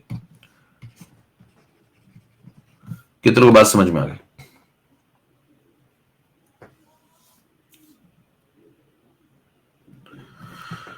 बोलो भैया, ठीक है।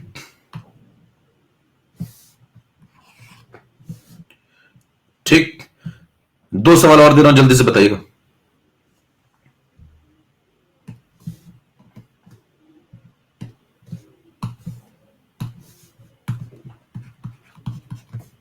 ये समझ गए तो मतलब क्या है इसका?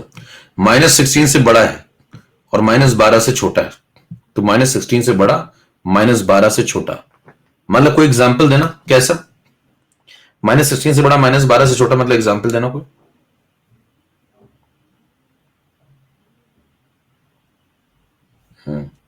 10⁻⁻15 ले सकते हैं? ठीक है, चलो आओ भैया अगले पे आओ। अब ये सब सवाल तभी लगेंगे जब आपने ये सब पढ़ रखा हो, सैचुरेशन वाली बातें ये सब पढ़ा होगा तभी वो सब। देखो ये 3 सवाल भी तभी लगेंगे, तो इसलिए ये मेथड नंबर 2 बहुत इंपॉर्टेंट है, आना चाहिए। ये अगर नहीं आता होगा तो फॉर्म आ सकता है कभी भी आपका। एप्लीकेशन फॉर्म भैया अभी गिने जा रहे हैं कितने छापने हैं।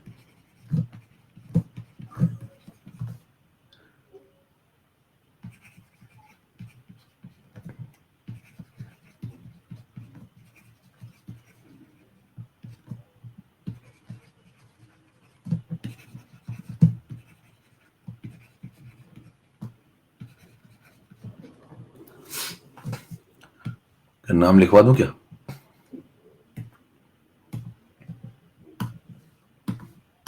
सेम ऑप्शन है।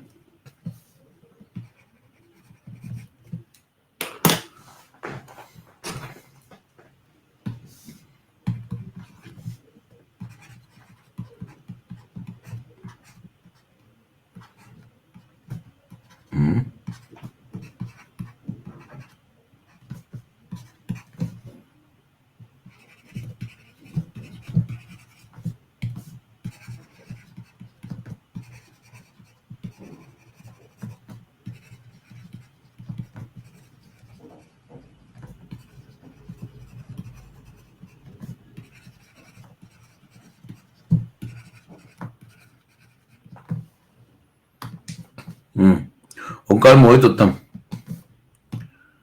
देखो -12 से ऊपर लेकिन -9 से नीचे, तो -12 से ऊपर है मतलब इससे ऊपर निकल गया, तो जब इससे ऊपर निकल गया तो इससे भी तो ऊपर निकल गया, तो इन दोनों का पीपीटी बनेगा। लेकिन -9 से भी नीचे है तो अब इसका पीपीटी नहीं बनेगा, तो 2 का पीपीटी बनेगा, एजीआई और एजीपीआर का। समझ में आ रही बात? अगला बता दो जल्दी से।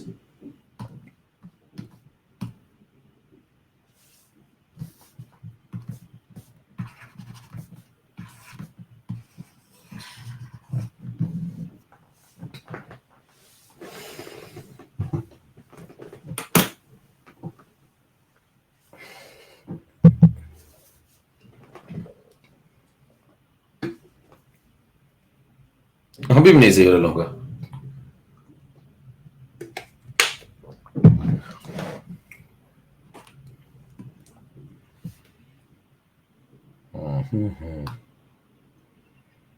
ओंकार मोहित उत्तम जमे हुए हैं भैया। 10⁻⁹ से ऊपर चले जाएंगे तो मतलब तीनों से ऊपर चले जाएंगे, इससे ऊपर निकल गया, इससे ऊपर निकल गया तो तीनों से ऊपर निकल गया, जब तीनों से ऊपर निकल गया तो सबका पीपीटी बनेगा।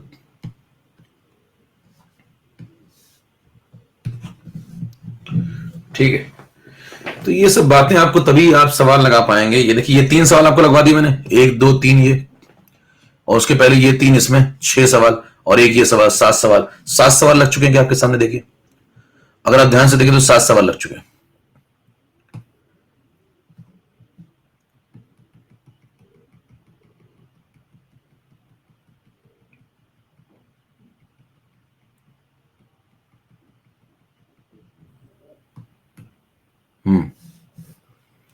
ये सवाल आप घर जाके लगाएंगे ये सवाल आ चुका है कहां पे, देख लो, इसको घर जाके लगाना, लग जाएगा। बता देता हूं मैं कहां पे आया। और ये मैंने पीवाईक्यू, इसका सॉल्यूशन देखना हो ना, कहां देखोगे, पीवाईक्यू सीरीज में।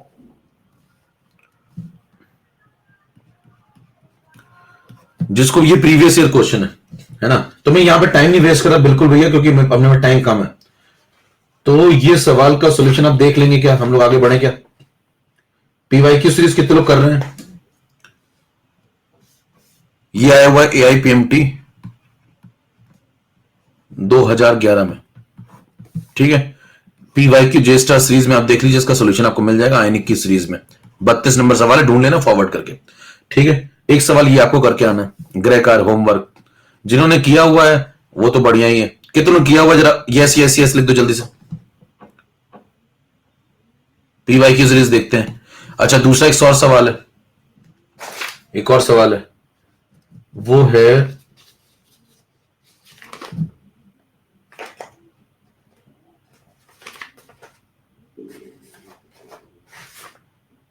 43।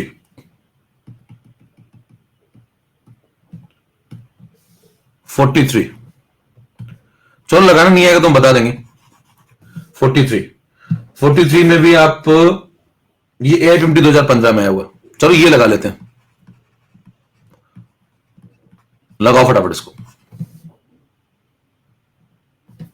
चलो ये लगाओ अभी तुरंत। जिसका आंसर आता जाए पोल लिखते जाओ। चलो एक लगा लेते, वो आसान हो जाएगा। कुछ आप घर में भी किया करो, ऐसे बस आ जाते हो, करे मैंने पैसे दिए हैं।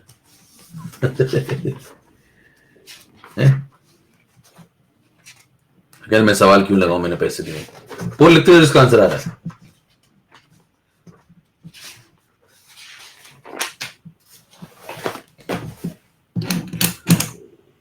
तो सवाल इसलिए लगाओ क्योंकि अगली बार ना देने पड़े, वही जो आपने दिए हैं।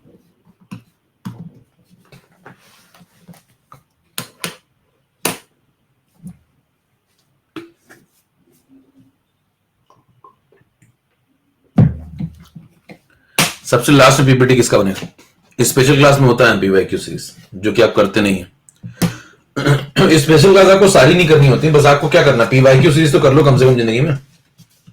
पीवाईक्यू सीरीज इसलिए कर लो क्योंकि उसमें प्रीवियस ईयर क्वेश्चन वो तो बहुत इंपॉर्टेंट है लगाना, तो उतना तो कर ही सकते हो, ऐसा भी क्या बिजी हो। ओंकार मोहित अंबिका, चलो देखो, अब देखिए इसमें, देखिए ध्यान से सवाल समझिए। AGCL, AGBR, AGI और AG2CR4 चार लोग हैं, मैं सवाल को एक्सप्लेन कर दे रहा हूं 43 नंबर पे। क्वेश्चन नंबर 43 यहां आ जाओ। करेक्ट कंटेनर, उसके अंदर चार लोग हैं पहले से। सवाल पूरा पढ़ लो। Which one of the following salt will precipitate last, सबसे आखिरी में किसका पीपीटी बनेगा अगर मैं इसके अंदर सिल्वर नाइट्रेट मिलाऊं, किसके अंदर, containing equal moles of NaCl, NaBr, NaI, Na2CR4, मतलब इक्वल मोल पड़े हुए थे किसके, इन चारों के, उसके अंदर सिल्वर नाइट्रेट मिलाया, तो बताना है पीपीटी लास्ट में किसका बनेगा, ठीक है। तो बताइए जो कंटेनर आप लेके बैठे हुए हैं उसमें पहले से कौन कौन है, बताओ। पहले से चार लोग हैं, कौन कौन, NaCl, NaBr, NaI, Na2CR4। इसका मतलब ये क्या दे रहा है, क्लोराइड। ये क्या देके बैठा होगा, मेन आयन पे फोकस करो, ब्रोमाइड। ये कौन दे रहा होगा, ये NaI क्या दे रहा होगा, आयोडाइड। और ये क्या दे रहा होगा, Na2CR4, ये CrO4-2। चार आयन आपके पास है, ये बोलना चाह रहा है वो। तो कंटेनर में आपके पास चार आयन है, क्लोराइड, ब्रोमाइड, आयोडाइड और क्रोमेट। ये कहानी है, सवाल को घुमा के पेश किया गया है और इन सबके बराबर मोल है। बाहर से क्या मिला है, सिल्वर नाइट्रेट, जो कि आपको दो आयन देगा, कौन कौन से, सिल्वर और नाइट्रेट। सवाल है कि जो सिल्वर आएगा उसके बाद चार चॉइस है, तो इनमें से किसका पीपीटी सबसे लास्ट में बनाएगा। चार चॉइस में आपको चारों का केस भी दिया हुआ है।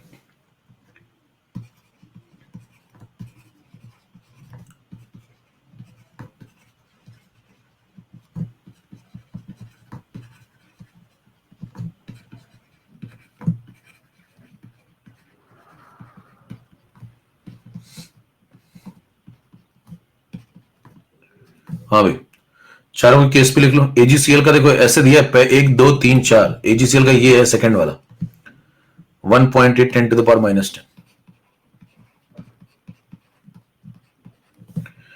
AGPR का दिया है ये वाला थर्ड वाला 5 10⁻⁻13।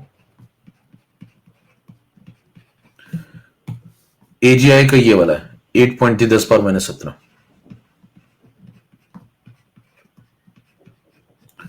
और Ag2CrO4 का पहला वाला 1.1 10⁻12। अब बताना जरा, अब इस सवाल में देखिए ये तीनों में आपको बताना किस चारों में किसका पीपीटी लास्ट बनेगा। अब इसमें दिक्कत क्या हुई थी सवाल में, ये सवाल आ चुका है, आया हुआ सवाल है 2015। तो देखिए इस प्रकार का सवाल जब आया तो लोग क्या भावुक हो गए थे, उन्होंने वो पढ़ रखा था कि भाई सेम टाइप के होते हैं तो केएसपी वाला कंसेप्ट लग जाता है। अब यहां सेम टाइप के है ही नहीं, देखो ये तीनों सेम टाइप है, ए बी टाइप, लेकिन ये वाला ए टू बी टाइप, तो चारों सेम टाइप है नहीं, इसलिए सवाल फंस गया था। तो लोगों ने फिर वो दिमाग लगाना शुरू किया, जैसे भी आपने सबके लिए सिल्वर निकाला था। हाँ भाई, एक तरीका क्या हो सकता है, सबके लिए सिल्वर निकालो, 4 बार चारों के लिए लिखो। जैसे यहां पे 3 बार लिखा था, देखो देखो यहां पे जो सवाल आपके सामने आया था कितनी बार लिखा था आपने पिछले वाले सवाल में, 3 बार। तो यहां पे कितनी बार लिखना पड़ेगा, इस तरीके से 4 बार। और जैसे यहां पे देखो, अगर आप सवाल लगाना शुरू करें, तो यहां लिखा था 3 बार, 1 2 3, तो यहां 4 बार लिखना पड़ेगा। चारों में जिसकी सिल्वर की डिमांड सबसे छोटी होगी, सवाल का कंसेप्ट समझो जरा, जिसकी सिल्वर की डिमांड सबसे छोटी होगी उसका पीपीटी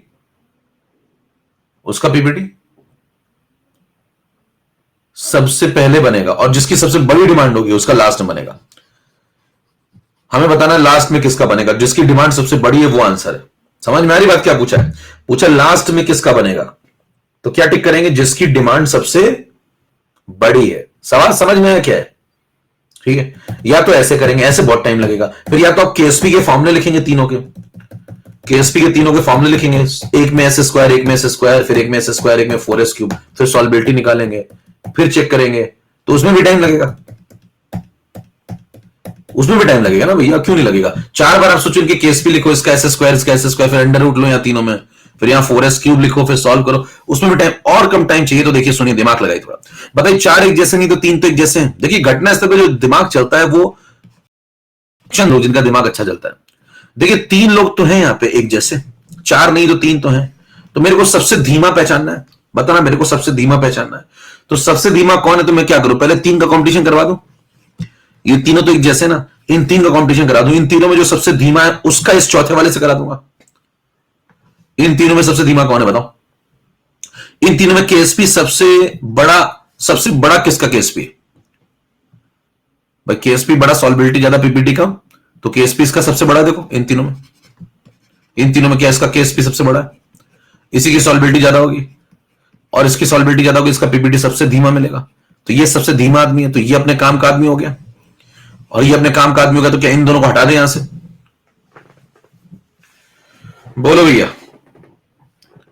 क्या बात समझ में आई, कितनों समझ में आ गई, तोड़िए फटाफट जरा। क्या सोचा मैंने, 3 तो एक जैसे है ना, तो पहला दूसरा तीसरा में सबसे धीमा ढूंढ लूं। सबसे धीमा कौन है, जिसका केएसपी सबसे ज्यादा, उसकी सॉल्बिलिटी ज्यादा, उसका पीपीटी कम, सेम टाइप वालों में।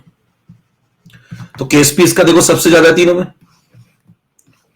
तो पहले वाले का केएसपी सबसे ज्यादा, तो इसकी सॉल्बिलिटी सबसे ज्यादा, तो इसका पीपीटी सबसे लास्ट, तो बाकी 2 हटा दो, हमें सबसे धीमा पकड़ना था। तो बताइए क्या सवाल में से 2 हटा दी जाए, सवाल हल्का हो गया क्या, बोलो हल्का लगता है क्या।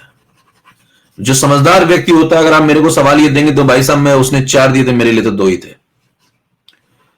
अब यही फर्क होता है, देखिए उसने मेरे को 4 दिए थे, मैंने कहा मेरे लिए तो 2 ही है।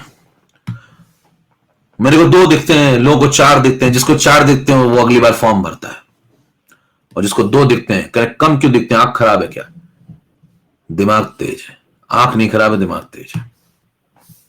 समझ पा रहे, उसने 4 दिए थे, मैंने 2 बना दिया। अब बताइए सवाल आसान हो गया क्या। अब मेरे सामने अगर 2 सवाल है तो मैं यहां से इनको भी हटा दूंगा, तुम लोग भी निकल लो भाई लोग, तुम लोग भी निकल लो, तुम्हारा भी हो गया। अब 2 ही खिलाड़ी हैं, 2 खिलाड़ी क्या जल्दी जल्दी खेल लूंगा। बताइए इसमें क्या लिखूंगा, क्यूएसपी को केएसपी के बराबर लिखूंगा, सिल्वर की डिमांड निकाल लूंगा। बोलो क्या लिखूं, क्यूएसपी एजी प्लस इंटू क्लोराइड, ये क्यूएसपी है, जल्दी जल्दी कर रहे हैं देखो।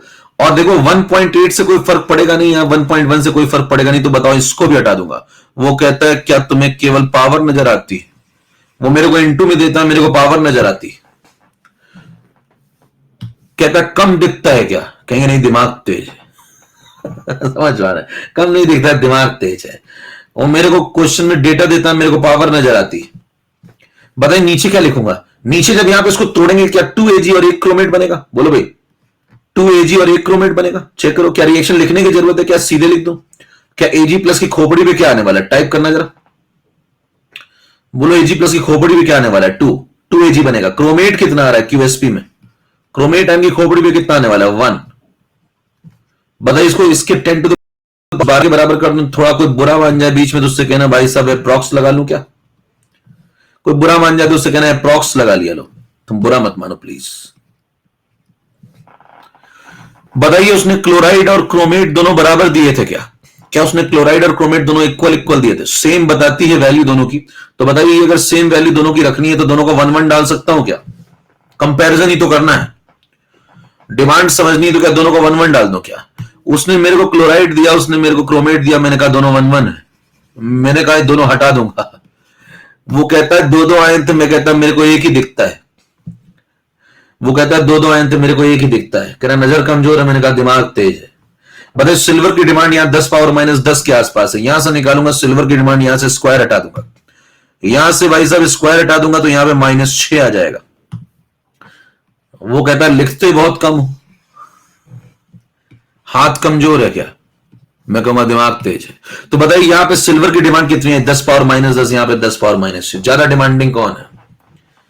बोलो भैया ज्यादा डिमांडिंग कौन है? क्या ज्यादा डिमांडिंग है? इसका पीपीटी लास्ट में बनेगा, यही अपना जवाब है। सबसे पैदल ये है।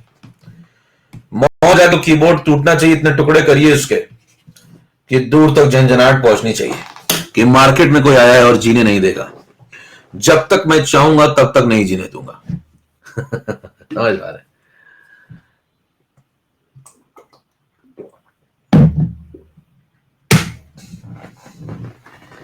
थोड़ा रिलैक्स कर लेते हैं।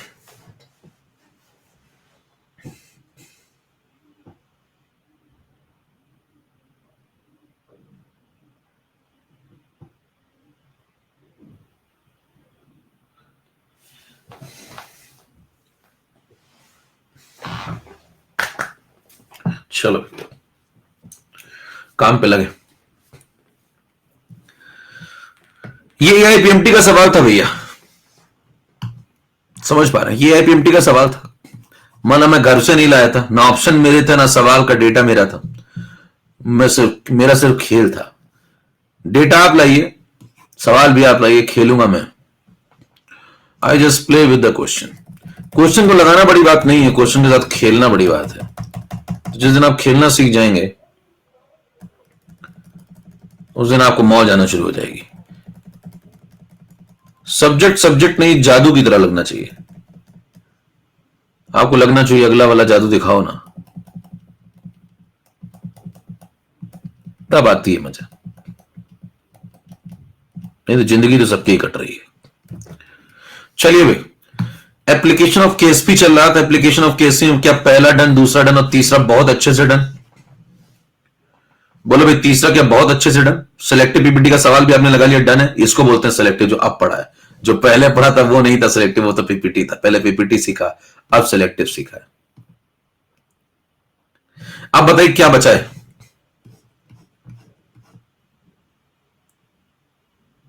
ग्रुप पीपीटी, सामूहिक अवक्षेपण हिंदी माध्यम।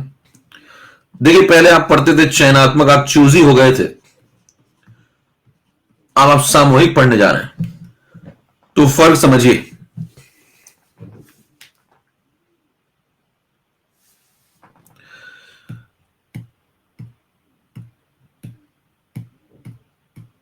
हम्म 11 के बाद 12 नंबर। मेरे को एक बात बताना, 12 नंबर जो है, 12 नंबर स्लाइड में जो आप ये पढ़ने जा रहे हैं, कौन सा? Group PPT. ये इनऑर्गेनिक का पार्ट है, तो इसको आप इनऑर्गेनिक में कंप्लीट कर लें तो मैं आगे बढ़ जाऊं बफर सॉल्यूशन की तरफ।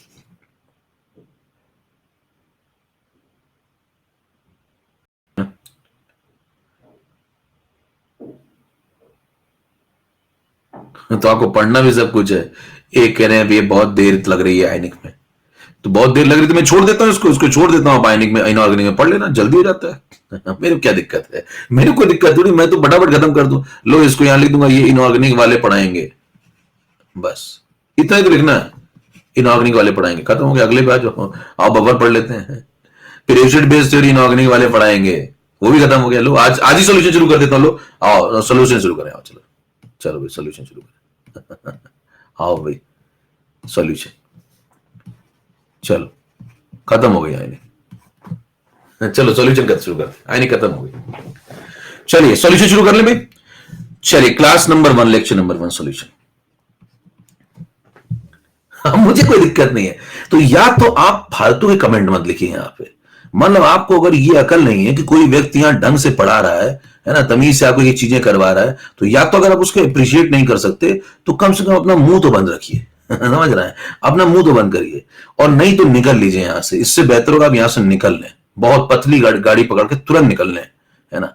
नहीं तो मेरे को कोई दिक्कत नहीं, मैं शुरू कर दूंगा, मैं अब यहीं खत्म कर दूंगा, और मैं कह दूंगा भाई साहब बफर पर आधे घंटे में आपको बफर पढ़ा दूंगा, 4 फॉर्मूले लिखवा दूंगा, कुछ नहीं बताऊंगा आगे पीछे, 2 सवाल लगवाऊंगा और कह दूंगा सॉल्यूशन लेक्चर नंबर 1। और आप यकीन मानिए मैं सॉल्यूशन इससे भी तेज खत्म कर दूंगा।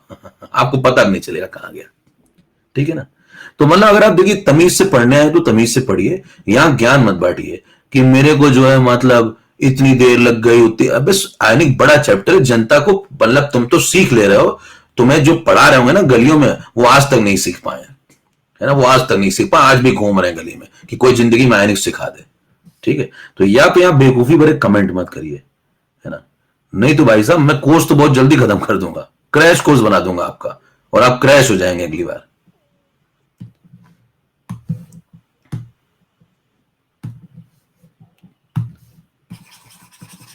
इसीलिए ब्लॉक किए जाते हैं ऐसे लोग। अब देखिए यही लोग कहते हैं कि टीचर ब्लॉक क्यों कर देता है मेरे को। यही फिर आते हैं टीचर ब्लॉक क्यों कर देता है मेरे को, वो बहुत ऐसे हैं वो ब्लॉक कर दे। अभी तुम ऐसी बातें करोगे तुम्हें पूरी दुनिया ब्लॉक कर देगी। टीचर क्या है, तुम्हें घर में ब्लॉक कर, ऐसे लोग घर में ब्लॉक कर दिए जाते हैं। टीचर तो छोड़ो, ये घर में ब्लॉक किए जाते हैं।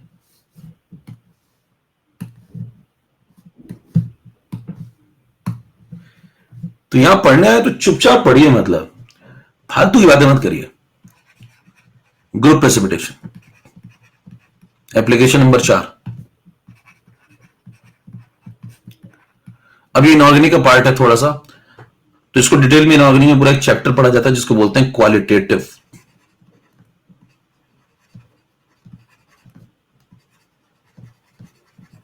एनालिसिस, इसको बोलते हैं सॉल्ट एनालिसिस। इसमें 2 प्रकार के रेडिकल होते हैं, एक बेसिक रेडिकल एक एसिडिक रेडिकल, है ना।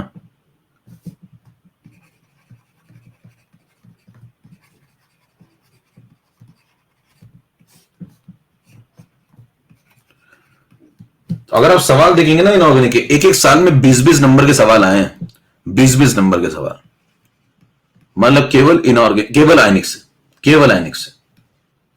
तो मतलब अगर आप ऐसे चैप्टर को समय नहीं दे पाएंगे जिससे 20 नंबर का सवाल आ सकता है एक साल में, ये पोटेंशियल इस चैप्टर का, तो मतलब आप फिर तो मतलब पैदल है ना यार।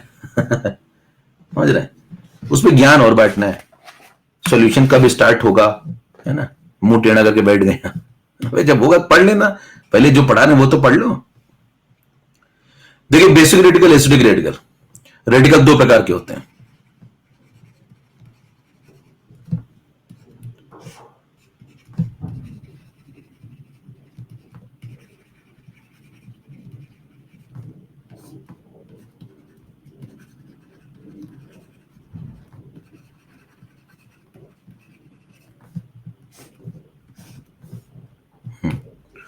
अब देखिए बेसिक रेडिकल वो होता है the part which comes from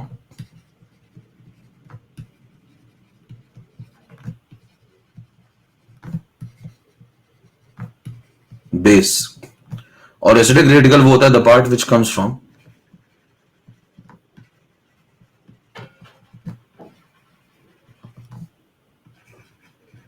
acid.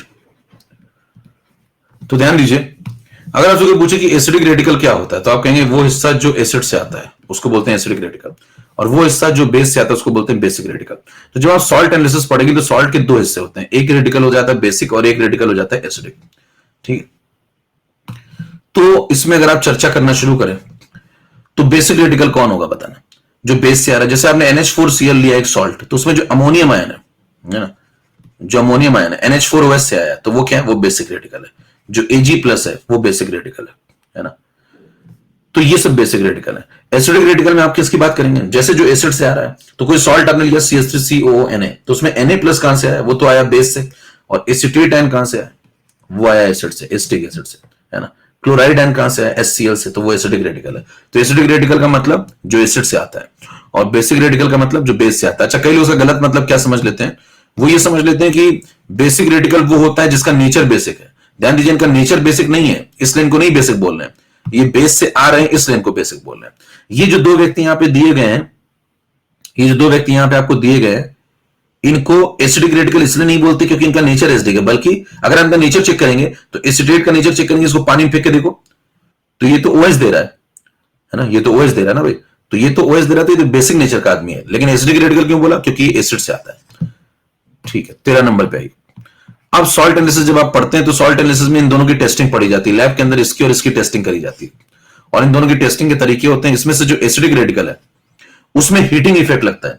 इसमें क्या करते हैं, सॉल्ट को हीट करते हैं, उसमें से स्मेल निकलती है, और वो जो स्मेल आती है उसकी स्मेल देख करके बताते हैं कि कौन सा एसिडिक रेडिकल है। अगर पंजेंट स्मेल आएगी तो उसमें पंजेंट स्मेल आएगी तो कोई और रेडिकल है, अगर रोटेनिक स्मेल आएगी तो कोई और रेडिकल है। अलग अलग स्मेल होती है, जैसे रोटेनिक स्मेल जो होती है वो सल्फाइड की होती है। तो ये सब आपको इनऑर्गेनिक का पार्ट है, वहां पे बताया जाएगा कि हीटिंग इफेक्ट से कौन सी स्मेल आ रही है, कौन सा एनायन हो सकता है, कौन सा एसिडिक रेडिकल हो सकता है। ये सब प्योरली इनऑर्गेनिक का काम है। तो इसको फिजिकल में क्यों पढ़ाया जा रहा है, क्योंकि फिजिकल में बेसिक रेडिकल की टेस्टिंग में कुछ कंसेप्ट यूज होते हैं फिजिकल के। कौन से, कि इसमें पीपीटी के कंसेप्ट यूज होते हैं। ध्यान दीजिए, एसिडिक रेडिकल को हम लोग यहां नहीं पढ़ते हैं, क्यों, क्योंकि इसमें हीटिंग इफेक्ट का कंसेप्ट यूज होता है, और हीटिंग वाला कंसेप्ट सब इनऑर्गेनिक वालों के पास है ना। हीटिंग वाला कंसेप्ट सब इनऑर्गेनिक वालों के पास है। तो ये इनऑर्गेनिक वाली पार्टी जाने, क्योंकि वहां पे हीटिंग इफेक्ट होगा, वहां पे आप देखिए इसकी स्मेल वगैरह निकालेंगे, वहां से बातचीत होगी, तो वहां से इसकी टेस्टिंग पढ़ी जाती है। तो ये हम लोग यहां पे डिस्कस नहीं करेंगे, हम लोग यहां पे डिस्कस करने बैठे हैं सिर्फ बेसिक रेडिकल, क्योंकि बेसिक रेडिकल में पीपीटी बनते हैं, और जहां पीपीटी बनते हैं वहां पे क्यूएसपी और केएसपी का कंसेप्ट आ जाएगा, और जहां इन दोनों का कंसेप्ट आ जाएगा वहां पे आयनिक का दखल होगा, और जहां आयनिक का दखल होगा वहां फिजिकल का दखल होगा, और जहां फिजिकल का दखल होगा वहां मेरा दखल होगा। 13 नंबर पे आ जाइए। अब हम लोग पढ़ने जा रहे हैं टेस्टिंग ऑफ बेसिक रेडिकल।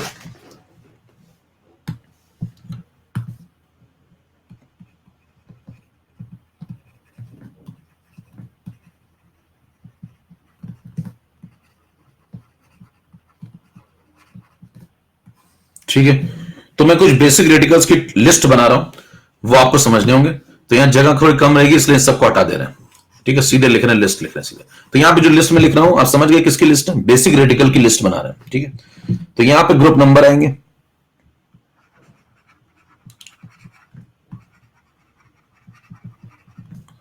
यहां पे बेसिक रेडिकल्स के नाम होंगे,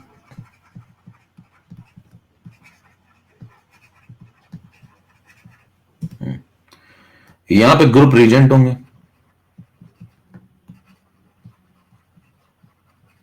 ठीक है, और यहां पे पीपीटी बनेगा।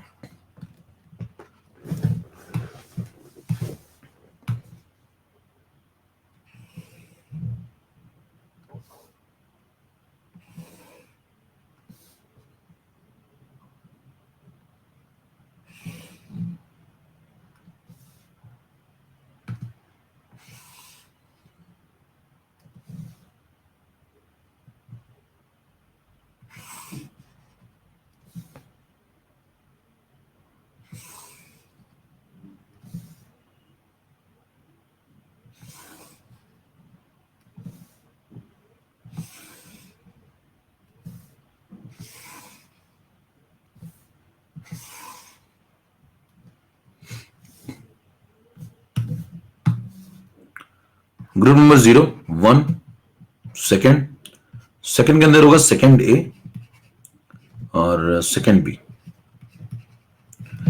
Third group, fourth group, fifth group, six group.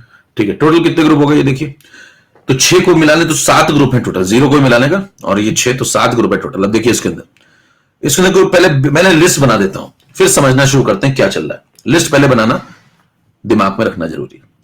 पहले वाले में आता है अमोनियम आयन, दूसरे में आता है एजी,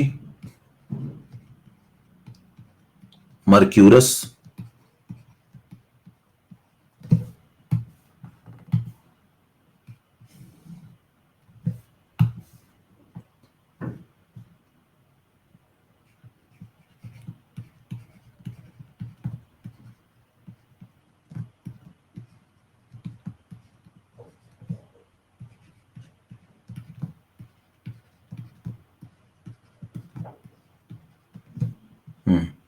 बनाते जाओ भाई साथ साथ। जो लोग नोट कर रहे हो वो लोग साथ साथ बनाते जाए।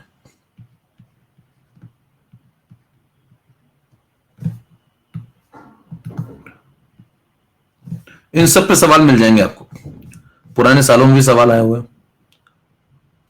और ये ज्यादा जनता पढ़ाती नहीं है, ना इनऑर्गेनिक में और ना फिजिकल में। फिजिकल वाले ये कह के निकल लेते हैं कि इनऑर्गेनिक वाले पढ़ा देंगे,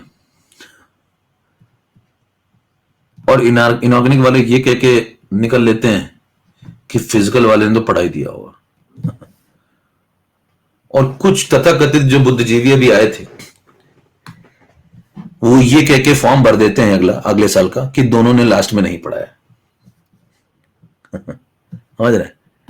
ये तथाकथित बुद्धिजीवी आए थे भी बीच में,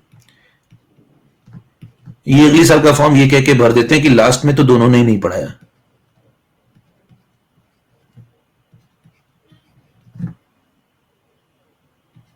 तो भैया जिसको बीच में लग जाए ना कि बहुत ज्ञानी हो गया है, वो किसी को भी लग जाएगा बीच में, मान लीजिए पढ़ते पढ़ते पढ़ते अचानक से आपको लग गया कि आप बहुत ज्ञानी हो गए, आप मुझे सुझाव दे सकते हैं, तो तुरंत एक काम करिएगा, है ना, तुरंत एक काम करिएगा, क्लास को छोड़िएगा और निकल लीजिएगा पीछे के रास्ते से तुरंत।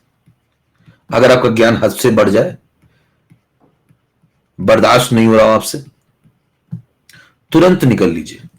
ठीक है? मुझे मूर्ख लोग बिल्कुल भी यहां नहीं चाहिए। समझ रहे?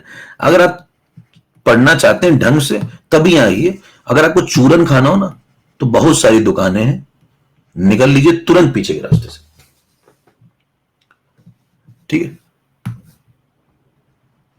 लाइन लगी हुई ना उसकी तो।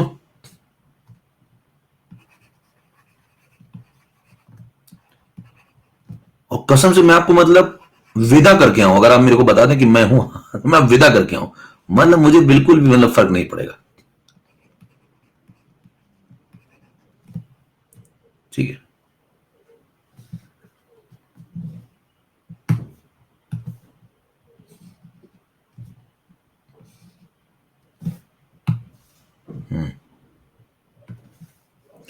Addition of strong base NaOH और कैल्शियम हाइड्रोक्साइड, और उसके बाद यहां पे हीटिंग इफेक्ट लगाते हैं। ये इसकी टेस्टिंग का तरीका है। अभी क्या करके मैं सारी बातें लिख दे रहा हूं।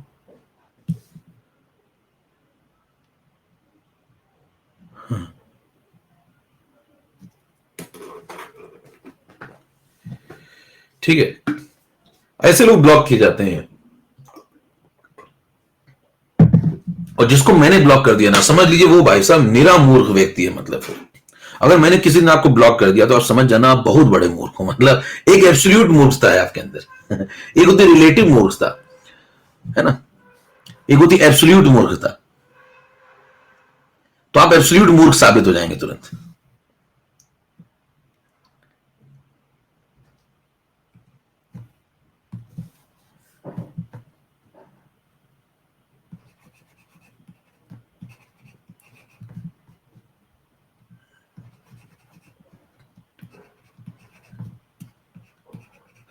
देखिए दो प्रकार के पढ़ाने वाले होते हैं। एक होते हैं जो कहते हैं कि इतना मैं पढ़ा देता हूं, फिर तुम एनसीईआरटी की रीडिंग लगा लेना, फिर उसके बाद क्या करना, एनसीईआरटी की रीडिंग लगाना पूरी, उसको भी पढ़ना, उसके बाद क्या करना, एक किताब भी तुम पढ़ लेना, तब तुम्हारा पक्का हो जाएगा। मैं कहता हूं आप सिर्फ मुझे पढ़ें, सिर्फ, उसके बाद आप कुछ मत करें, सारी किताबें जला दें, बराबर, उनको संदूक में बंद कर दें, और सिर्फ मुझे फॉलो करें। सवाल भी मैं, जवाब भी मैं, बस मुझे फॉलो करें, और कुछ नहीं पढ़ना आपको, कहीं से भी कुछ भी नहीं पढ़ना। तो उसमें थोड़ा सा आपको मेहनत करनी पड़ेगी, थोड़ा दम लगानी पड़ेगी, लेकिन एक बार क्योंकि दम इसलिए लगानी पड़ेगी क्योंकि सब कुछ कवर कर रहे हैं हम लोग, कुछ भी नहीं छोड़ रहे इधर उधर, छोटी छोटी बातें सब कवर कर रहे हैं, उसमें थोड़ी दम लगानी पड़ती है। लेकिन एक बार आप लगा लेंगे तो दोबारा कुछ करना नहीं पड़ेगा, वो टाइम बच जाएगा। टाइम चाहे ऐसे लगाओ चाहे वैसे लगाओ। फिर भाई सेल्फ स्टडी करो बैठ के, तो इसमें कुछ नहीं पढ़ना आपको, सिर्फ मेरी क्लास की रिकॉर्डिंग देखिए और कुछ नहीं पढ़ना आपको। और एक भी सवाल आपका गलत हो जाना कहीं पे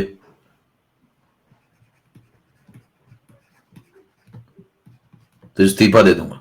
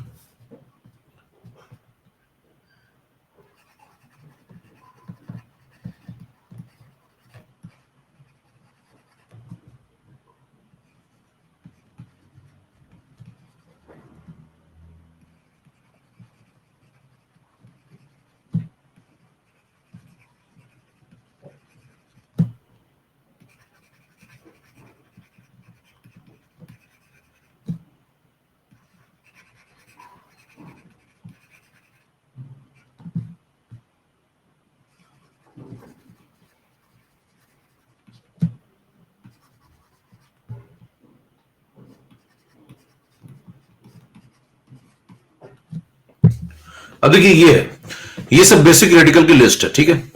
अब इसको समझते हैं थोड़ा। सबसे पहले ये पूरा आपके दिमाग में होना चाहिए, दोनों जगह काम आएगा, मतलब ये इनऑर्गेनिक का भी पार्ट कवर हो रहा है और फिजिकल का भी पार्ट कवर हो रहा है, दोनों जगह काम आता है। तो इसमें देखिए पहले जीरो ग्रुप में कौन है, अमोनियम है, फिर कौन है एजी प्लस, ये मर्क्यूरस है, ये पीबी+2 है, फिर सेकंड ए ग्रुप है, सेकंड बी ग्रुप है, और इस तरीके से इसमें एचजीपीवी बीआईसीयूसीडी, और इसमें ये 4, फिर एफईएलसीआर, फिर जेडएनएमएनआईसीओ, फिर ये। इसमें होता क्या है, इसमें कंसेप्ट क्या है, कंसेप्ट के क्या सवाल आएंगे उस पर चर्चा करिए। तो अगर कंसेप्ट की बात की जाए, 13 नंबर स्लाइड। अब देखिए इसको ऐसे भी पढ़ाया जा सकता है कि भैया ये सब में प्रिंटेड फॉर्म में आपके सामने फोटो लाके रख देता है ना, एक तरीका ये भी हो सकता है, इसके प्रिंटेड फॉर्म लाओ और फोटो रख दो, ऐसे अंडरलाइन करके पढ़ा दो, है ना, ऐसे भी कई लोग चूरन बेचते हैं, but it's not my style. ठीक है, अब सुनिए point number 1।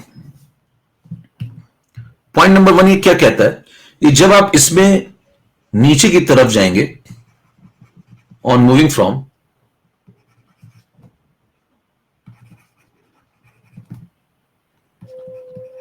Top to bottom,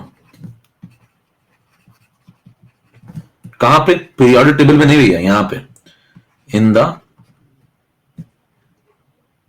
table, कौन सी टेबल, ये वाली, ठीक है।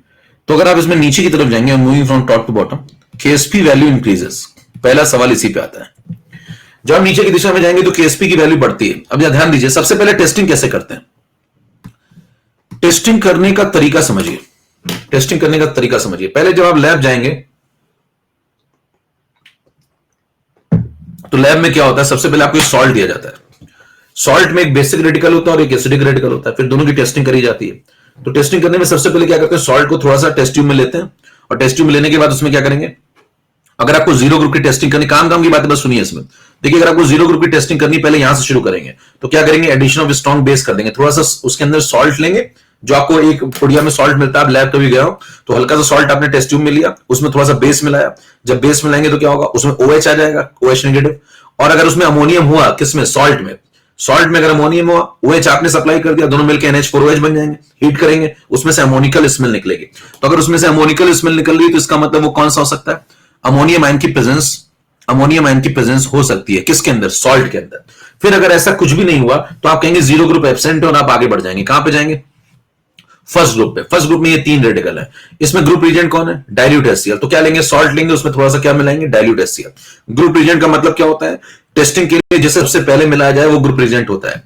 देखिए कॉलम देखिए, ये ग्रुप नंबर है, ये बेसिक रेडिकल की लिस्ट है, ये वो रीजेंट है जो आप मिलाएंगे टेस्टिंग करने के लिए, और ये पीपीटी है। तो आप क्या करेंगे, डाइल्यूट HCl मिलाएंगे। अगर क्लोराइड का पीपीटी मिल गया तो ठीक, और नहीं मिला, कोई भी पीपीटी ही नहीं आया, तो आप बोल देंगे फर्स्ट ग्रुप एब्सेंट है, आप सेकंड पे बढ़ जाएंगे, ये बोलते हुए कि पहला वाला एब्सेंट है। फिर सेकंड की टेस्टिंग करेंगे, सेकेंड की टेस्टिंग में क्या किया जाता है, डाइल्यूट HCl पहले से मिला हुआ था सॉल्ट के अंदर, भाई सॉल्ट था, डाइल्यूट HCl तो आप पहले से मिला के बैठे हो क्योंकि आप फर्स्ट ग्रुप की टेस्टिंग कर रहे थे। उसी सेम टेस्ट ट्यूब में H2S डाल देंगे। सेम टेस्ट ट्यूब में जब आप H2S डालेंगे तो अगर पीपीटी बनेगा तो इस बार सल्फाइड का बनेगा, क्योंकि अगर क्लोराइड का बनना होता तो पहले ही बन गया होता। भाई देखिए टेस्ट ट्यूब वही है, उसी में थोड़ा सॉल्ट डाला, उसी में पहले HCl डाला और इसकी टेस्टिंग करी फर्स्ट ग्रुप की, क्लोराइड का पीपीटी बन गया तो ठीक, यहीं पे रुक जाएंगे, खत्म कर देंगे बात को। लेकिन अगर क्लोराइड का पीपीटी नहीं बना, अगर क्लोराइड का पीपीटी नहीं बना तो उसी में H2S डाल देंगे, उसी में H2S डाल देंगे तो फिर क्या करेंगे, सल्फाइड का पीपीटी बनेगा। अब अगर पीपीटी बनेगा तो किसका बनेगा, सल्फाइड का बनेगा। फिर अगर पीपीटी बना तो ठीक, नहीं तो फिर आगे बढ़ जाएंगे। भाई अगर सल्फाइड का पीपीटी आया ही नहीं तो ना सेकंड ए है ना सेकंड बी, आगे बढ़ जाएंगे, फिर थर्ड ग्रुप पे आ जाएंगे। क्या बोल रहे कि सेकंड ग्रुप भी एब्सेंट है और फर्स्ट भी एब्सेंट है और जीरो भी एब्सेंट है, फिर थर्ड ग्रुप की टेस्टिंग करनी जरूरत पड़ेगी। फिर उसमें क्या करेंगे, सॉल्ट नया लेंगे। नया क्यों लेंगे, क्योंकि ध्यान दीजिए ग्रुप रीजन बिल्कुल चेंज हो गया। यहाँ पे डाइल्यूट HCl प्लस H2S था और यहाँ पे बिल्कुल ही अलग है, NH4OH NH4Cl। तो कई लोग ऐसे पढ़ा लेते हैं, भैया देखो अंडरलाइन कर रहा है ना, ऐसे ही पढ़ा लेंगे, तो आपको कभी जिंदगी में कोई फील ही नहीं आएगी आपने पढ़ा क्या है। और वो मेरे लिए आसान होता कि ये अंडरलाइन करके पढ़ाने वाला। NH4OH और NH4Cl ले लीजिए। जब ये लेंगे, है ना, जब ये लेंगे तो बताइए, जब ये मिलाएंगे तो यहाँ पे नई टेस्ट ट्यूब तो नहीं, नया सॉल्ट आपको लेना चाहिए फिर से फ्रेश। क्यों, क्योंकि अगर आप उसी कंटेनर में डाल देंगे सेम में तो उसमें पहले से ये पड़ा हुआ है तो टेस्टिंग खराब हो जाएगी। तो क्या करेंगे, एक फ्रेश टेस्ट ट्यूब लेंगे, उसी सॉल्ट का थोड़ा सा पार्ट फिर से लेंगे उसमें और उसमें नया ग्रुप रीजेंट मिलाएंगे, अमोनियम हाइड्रोक्साइड अमोनियम क्लोराइड। अब अगर पीपीटी बनेगा तो हाइड्रोक्साइड्स का बन जाएगा, इन तीनों के हाइड्रोक्साइड का। अगर पीपीटी बना तो ठीक, नहीं तो फिर आगे बढ़ जाएंगे। क्या बोलते हुए कि 3 नंबर भी एब्सेंट है। इनके सबके अपने कलर होते हैं, ये सब काम इनऑर्गेनिक वालों का है, पैसे वो भी ले रहे हैं। तो अगर क्रोमियम का हाइड्रोक्साइड बन गया तो इसका ग्रीन कलर होता है, एल का बन गया तो वो जिलेटिनस व्हाइट होता है। तो ये सब कलर वगैरह इनऑर्गेनिक वालों का काम है प्योरली। फिर 4 नंबर पे आ जाएंगे, ये बोलते हुए कि 3 नंबर एब्सेंट है। फिर 4 नंबर में क्या करेंगे, सेम टेस्ट ट्यूब में H2S डाल देंगे। देखिए NH4OH और NH4Cl पहले से मिला हुआ, देखो NH4OH NH4Cl पहले से मिला, उसी में H2S डाल देंगे। सेम उसी में H2S डाल देंगे तो अब पीपीटी जो बनेगा वो सल्फाइड का बनेगा, क्योंकि अगर हाइड्रोक्साइड का बनना होता तो पहले ही बन गया होता। तो अब इनके सल्फाइड का बनेगा, इन चारों में से किसी के सल्फाइड का। अगर बना तो ठीक, नहीं तो फिर आगे बढ़ जाएंगे। इनके अपने कलर होते हैं, वो सब काम इनऑर्गेनिक वालों का है। फिर अगर चौथा ग्रुप भी एब्सेंट है तो फिर 5वें पे चले जाएंगे, फिर उसमें ये दोनों मिलाएंगे। और अगर कार्बोनेट का पीपीटी बना तो ठीक, नहीं तो फिर आगे बढ़ जाएंगे। क्या बोलते हैं, 5वां भी एब्सेंट है और फिर छठे पे चले जाएंगे और छठे में क्या करेंगे, Na2HPO4 NH4OH मिलाएंगे, ये बन जाएगा, इसका पीपीटी आ जाएगा और कहानी खत्म हो जाएगी। इनमें से कोई ना कोई बेसिक रेडिकल आपको मिल जाएगा जब आप टेस्टिंग लैब में करते हैं। यही मेन बेसिक रेडिकल है जो ज्यादातर सॉल्ट में प्रेजेंट होते हैं। अब आप कहेंगे भाई साहब इसमें गोल्ड तो है ही नहीं, सिल्वर तो है ही नहीं, तो वो सब बहुत इनर्ट होते हैं, इतने महंगे सॉल्ट होते हैं कि वो सब आपको लैब में आसानी से मिलेंगे नहीं। पता लगा गोल्ड का सॉल्ट आ गया लैब में तो लोग टेस्टिंग तो छोड़िए, लूट लूट के भाग जाएंगे, है ना। तो मतलब ऐसे सॉल्ट आपको दिए नहीं जाते हैं। अब सवाल उठता है, इसमें सवाल क्या बनते हैं। सवाल नंबर 1 आता है कि on moving from top to bottom KSP value increases. तो पहला क्वेश्चन तो इसी पे आ जाएगा भैया, है ना, पहला क्वेश्चन तो इसी पे आ जाएगा। आपको 4 ऑप्शन देता हूं,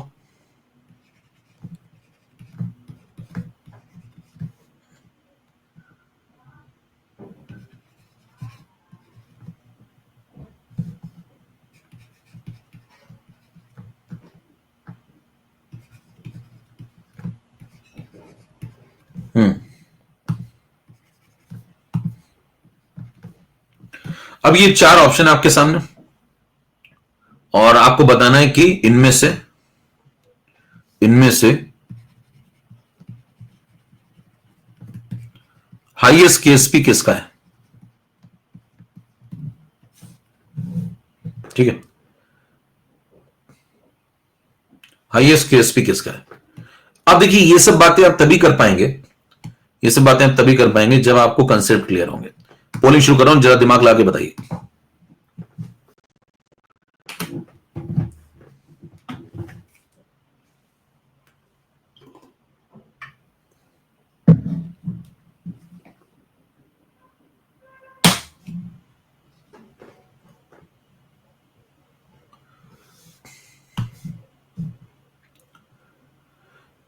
ठीक है, तो जरा समझिए इसमें क्या होगा। जब आप नीचे की तरफ जाएंगे तो सल्फाइड आपको 2 जगह मिलते हैं। एक तो यहां मिलता है, देखो सल्फाइड का पीपीटी 2 जगह मिलता है। एनालाइज करने वाली बात ये है, एनालिसिस पहले ये कि भैया सल्फाइड 2 जगह मिलता है। 57% लोगों ने सही जवाब दिया। ध्यान सुनिए, सल्फाइड आपको यहां मिलता है और सल्फाइड आपको यहां मिलता है। कहां कहां पे, एक तो सेकेंड ग्रुप में मिलता है और एक फोर्थ ग्रुप में मिलता है, सेकेंड और फोर्थ। तो दो जगह आपको सल्फाइड मिलेगा। तो ध्यान से देखिए, तो आपको क्या बोला मैंने, नीचे जाने पे केएसपी, टेबल में नीचे जाने पे केएसपी की वैल्यू बढ़ती है। तो इसका मतलब जो केएसपी होगा फोर्थ ग्रुप सल्फाइड का, पहला ऑब्जेक्टिव यहीं पे आता है, बहुत इंपॉर्टेंट। फोर्थ ग्रुप सल्फाइड्स के जो केएसपी होते हैं वो सेकेंड ग्रुप के सल्फाइड के केएसपी से ज्यादा होते हैं। Objective number 1। तो ये सवाल अगर आप ये नहीं पढ़ेंगे, इसको छोड़ देंगे, तो फिर ये जिस दिन आ गया उस दिन आप बैठ के वहां फॉर्मूला लगाते रह जाएंगे। किसका? कह रहे सिलेक्टिव प्रेसिपिटेशन लगाऊं, अब पूछा ही नहीं उसने क्या लगाओगे। तो बताइए इसमें से ये वाला एच कहां पे मिला आपको, चेक करिए। अब ये पता होना चाहिए कौन कहां आएगा। एच देखो यहां पे, तो एच का जो सल्फाइड बनेगा वो कौन से ग्रुप में? Second group. तो ये सेकेंड ग्रुप का है। एनआईएस कहां का है? तो एनआईएस देखो यहां पे, एनआईएस फोर्थ ग्रुप का है। पीबीएस कहां पे? पीबीएस देखो यहां पे। और सीडीएस कहां है? सीडीएस देखो यहां पे। तो बताइए ये सब सेकेंड ग्रुप के हैं। तो इसमें से फोर्थ ग्रुप का कौन सा वाला है? फोर्थ ग्रुप का अकेला ये आदमी है। तो फोर्थ ग्रुप वालों का केएसपी ज्यादा होता है, इसलिए इसका केएसपी इन सब में ज्यादा होगा। समझ पा रहे हैं? तो मतलब आपको ये पढ़ना पड़ेगा, जब तक आपको ये टेबल नहीं दिमाग में सेट होगी तब तक कुछ नहीं हो सकता। ठीक है, तो इसको पढ़ना पड़ेगा ढंग से। 15 नंबर पे आइए। 15 नंबर पे अगला सवाल बनेगा कि भाई साहब ये बताओ सेकेंड, इसमें जो टेक्निकल सवाल है वो सुन लीजिए। सेकेंड ग्रुप जब आप पढ़ते हैं तो पूछेगा सेकेंड ग्रुप में ग्रुप रिएजेंट क्या इस्तेमाल किया? ग्रुप रिएजेंट क्या इस्तेमाल किया? तो बताइए ग्रुप रिएजेंट आपने क्या इस्तेमाल किया? डाइल्यूट HCl प्लस H2S, जबकि आपको सल्फाइड का पीपीटी चाहिए था, है ना, लेकिन आपने यूज क्या किया? Dilute HCl plus H2S। अब जरा बताना, अगर आपने ये यूज किया है तो सवाल पूछेगा ये क्यों यूज किया है। अच्छा, पीपीटी के नाम अगर आप लिखना चाहते तो पीपीटी के नाम भी लिख सकते हैं। देखो यहां पे अगर एक स्लाइड ऐड कर दें तो देखो ये जो सेकेंड ग्रुप वाले लोग हैं इनमें क्या पीपीटी बनेगा बताओ। इनके अगर नाम लिखना शुरू करें, देखो इनके सबके सल्फाइड, तो क्या लिखेंगे? HGS, PBS, Bi2S3।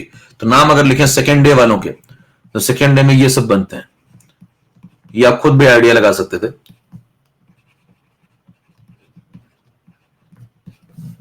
ठीक है, CUS, CDS, तो ये सब बनेंगे इनके सल्फाइड। सेकेंड बी में बताना किसके पीपीटी बनते हैं। सेकेंड बी में इनके पीपीटी बनेंगे AS2S3, SB2S3, SNS2, SNS4।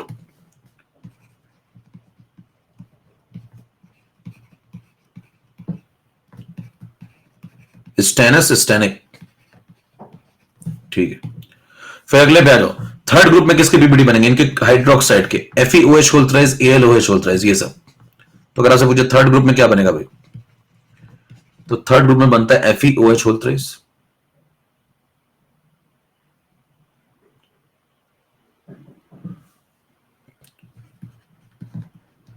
AlOH whole thrice और CrOH होल थ्राइस। ठीक है, ये थर्ड ग्रुप में बनेंगे। फिर फोर्थ ग्रुप में आ जाओ। फोर्थ ग्रुप में पीपीटी किसका बनेगा? देखो ZnS, MnS, NiS, COS, इनके सल्फाइड्स का। तो बनेगा ZnS। तो ये सब पता इसलिए होने चाहिए क्योंकि जब सवाल आएगा तो ऐसे फॉर्म में दिया जाएगा वो, तो आपको आइडिया होना चाहिए क्या पीपीटी की बातें कर रहा है वो। पांचवें ग्रुप में क्या बनेंगे? इनके कार्बोनेट्स, इन तीनों के carbonate, barium carbonate, calcium carbonate, स्ट्रांशियम, बराबर। तो इन तीनों के कार्बोनेट बना दो। BaCO3, CaCO3, SrCO3। ठीक है, लास्ट का तो आपको पता ही। तो ये सब थोड़ा सा दिमाग में आइडिया होना चाहिए कि क्या कहां पीपीटी बन रहा है। अभी वो सवाल जब आएगा तो ऐसा सवाल आ गया कि भैया ये लो किसका ज्यादा केएसपी होगा, तो पहला सवाल खत्म। दूसरे पे आ जाओ। अगला क्वेश्चन आपसे पूछा जाएगा, सबसे इंपॉर्टेंट सवाल है कि सेकेंड ग्रुप में ग्रुप रिएजेंट आपने ये क्यों यूज किया, है ना, जबकि केवल आपको सल्फाइड का पीपीटी चाहिए था। तो HCl क्यों मिलाया? तो ध्यान दीजिए HCl इसलिए मिलाया क्योंकि H2S एक वीक एसिड ऐसे टूट रहा था। इसमें जब मैं HCl मिलाऊंगा तो HCl एक स्ट्रॉन्ग एसिड है, वो ऐसे टूटेगा, है ना, ये ऐसे टूटेगा।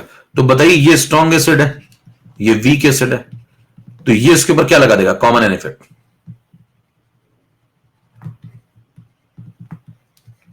Common an effect. और बताइए जब कॉमन एन इफेक्ट लग जाएगा, जब कॉमन एन इफेक्ट लग जाएगा तो बताओ क्या होगा उससे? ये जो HCl है इसका जो प्रोटॉन है वो उसने इसके ऊपर कॉमन एन इफेक्ट लगा दिया, तो इसकी रिएक्शन ऊपर वाले की कहां निकल आएगी बताओ?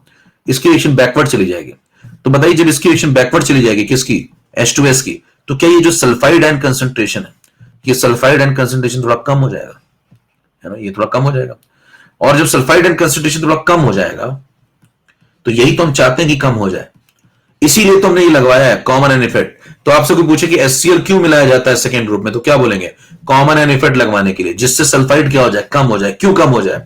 क्योंकि आप चाहते हैं कि पीपीटी बने तो किसका बने, पीपीटी बने तो वो किसका बने, दूसरे ग्रुप का, उसके नीचे वालों का पीपीटी ना बन जाए। देखिए जब आप सॉल्ट की एनालिसिस कर रहे हैं तो आप दूसरे ग्रुप की टेस्टिंग मान लो कर रहे हैं, तो अभी आपको कंफर्म थोड़ी कि दूसरा है कि चौथा है उसके अंदर, हो सकता है दूसरा ही हो, और अगर दूसरा नहीं हुआ तो फिर नीचे टेस्टिंग करते जाएंगे, तीसरा भी हो सकता है, फिर चौथा ग्रुप भी हो सकता है। तो जब आप दूसरे की टेस्टिंग करते हैं तो आपको अभी कंफर्म थोड़ी कि दूसरा ही है, होता है चौथा प्रेजेंट हो, और अगर चौथे वालों को सल्फाइड मिल गया सफिशिएंट तो वो लोग पीपीटी बना सकते हैं। तो कंफ्यूजन ना क्रिएट हो कि कहीं वो पीपीटी चौथे वालों का तो नहीं है, ये कंफ्यूजन ना क्रिएट हो, इसलिए हम लोग ऐसी कंडीशन तैयार कर देते हैं कि पीपीटी वो बने तो सिर्फ सेकंड वालों का ही बने, पीपीटी बने तो किसका बने, सिर्फ सेकंड वालों का ही बने, चौथे का बने ही नहीं। तो बताइए उसके लिए क्या करना पड़ेगा? चौथे का बनाना नहीं चाहते, रोकना चाहते, तो क्या करेंगे? चौथे वालों का केएसपी हाई है, चौथे वालों का केएसपी हाई है, और बताइए चौथे वालों का अगर केएसपी हाई है तो आप चाहते हैं इनका पीपीटी ना बने, तो क्या करेंगे? क्यूएसपी को घटा देंगे, क्यूएसपी को सिर्फ इतना रखेंगे कि वो इनको क्रॉस कर पाए, किसको? सेकंड वालों को। क्यूएसपी को सिर्फ इतना रखेंगे कि वो सेकंड वालों को क्रॉस कर पाए, फोर्थ वालों को क्रॉस ही ना कर पाए, ठीक है। तो आप क्या करेंगे? क्यूएसपी को इतना रखेंगे कि क्यूएसपी सेकंड वालों का तो क्रॉस हो जाए, है ना, सेकंड ग्रुप सल्फाइड के क्यूएसपी को तो क्रॉस कर जाए क्यूएसपी, लेकिन फोर्थ वालों को क्रॉस ना कर पाए। तो उसके लिए क्या करना पड़ेगा?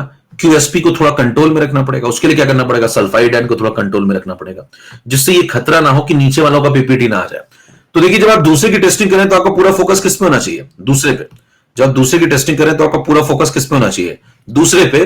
तो या तो दूसरे का पीपीटी आए और नहीं आए तो किसी का ना आए। ध्यान दीजिए, अगर आए तो दूसरे का पीपीटी आए और नहीं आए तो फिर किसी का ना आए, ऐसा सिचुएशन क्रिएट करेंगे।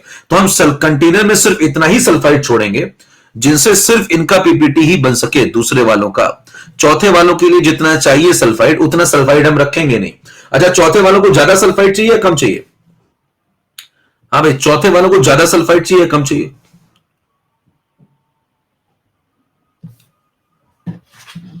हाँ भाई, चौथे वालों को ज्यादा सल्फाइड चाहिए कम चाहिए? तो आप कहेंगे चौथे वालों को ज्यादा सल्फाइड चाहिए, है ना? चौथे वालों को ज्यादा सल्फाइड चाहिए। देखो चौथे वालों का केएसपी ज्यादा है ना, और जिनका केएसपी ज्यादा है, जिनका केएसपी ज्यादा है उनको ज्यादा सल्फाइड चाहिए। समझ में आ रही बात? तो जिनका केएसपी ज्यादा उनको ज्यादा सल्फाइड चाहिए। तो एक बात बताओ, अगर इनको ज्यादा सल्फाइड चाहिए तो हम इतना सल्फाइड ही नहीं देंगे जिससे इनका पीपीटी बन पाए, है ना, जिससे इनका पीपीटी बन पाए। हम सिर्फ इतना सल्फाइड रखेंगे जिससे दूसरे वालों का पीपीटी बने, ठीक है। तो इसलिए हम लोग क्या करते हैं, यहां पे कॉमन एन इफेक्ट लगा देते हैं। चलो भाई खत्म करते हैं। इसलिए हम लोग क्या करते हैं, कॉमन एन इफेक्ट लगवा देते हैं। तो कोई आपसे पूछे सेकंड ग्रुप में ये क्यों मिलाया आपने, तो क्या बोलेंगे? कॉमन एन इफेक्ट लगाने के लिए। ठीक है, नमस्कार, जय भारत।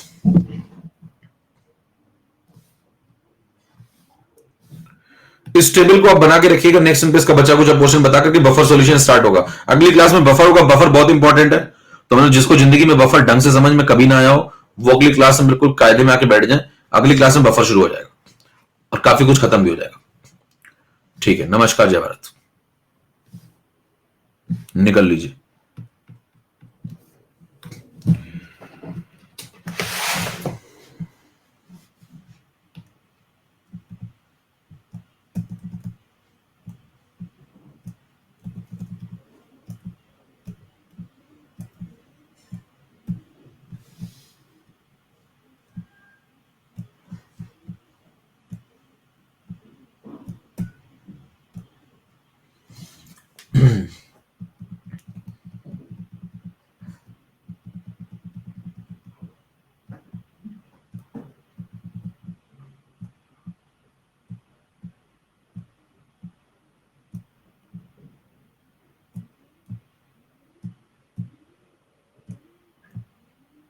मैं कमेंट पढ़ रहा हूं, आप लोग निकल सकते हैं।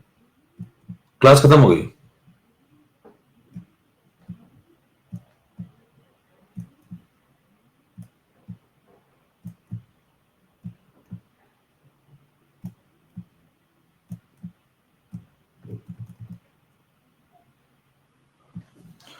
चलो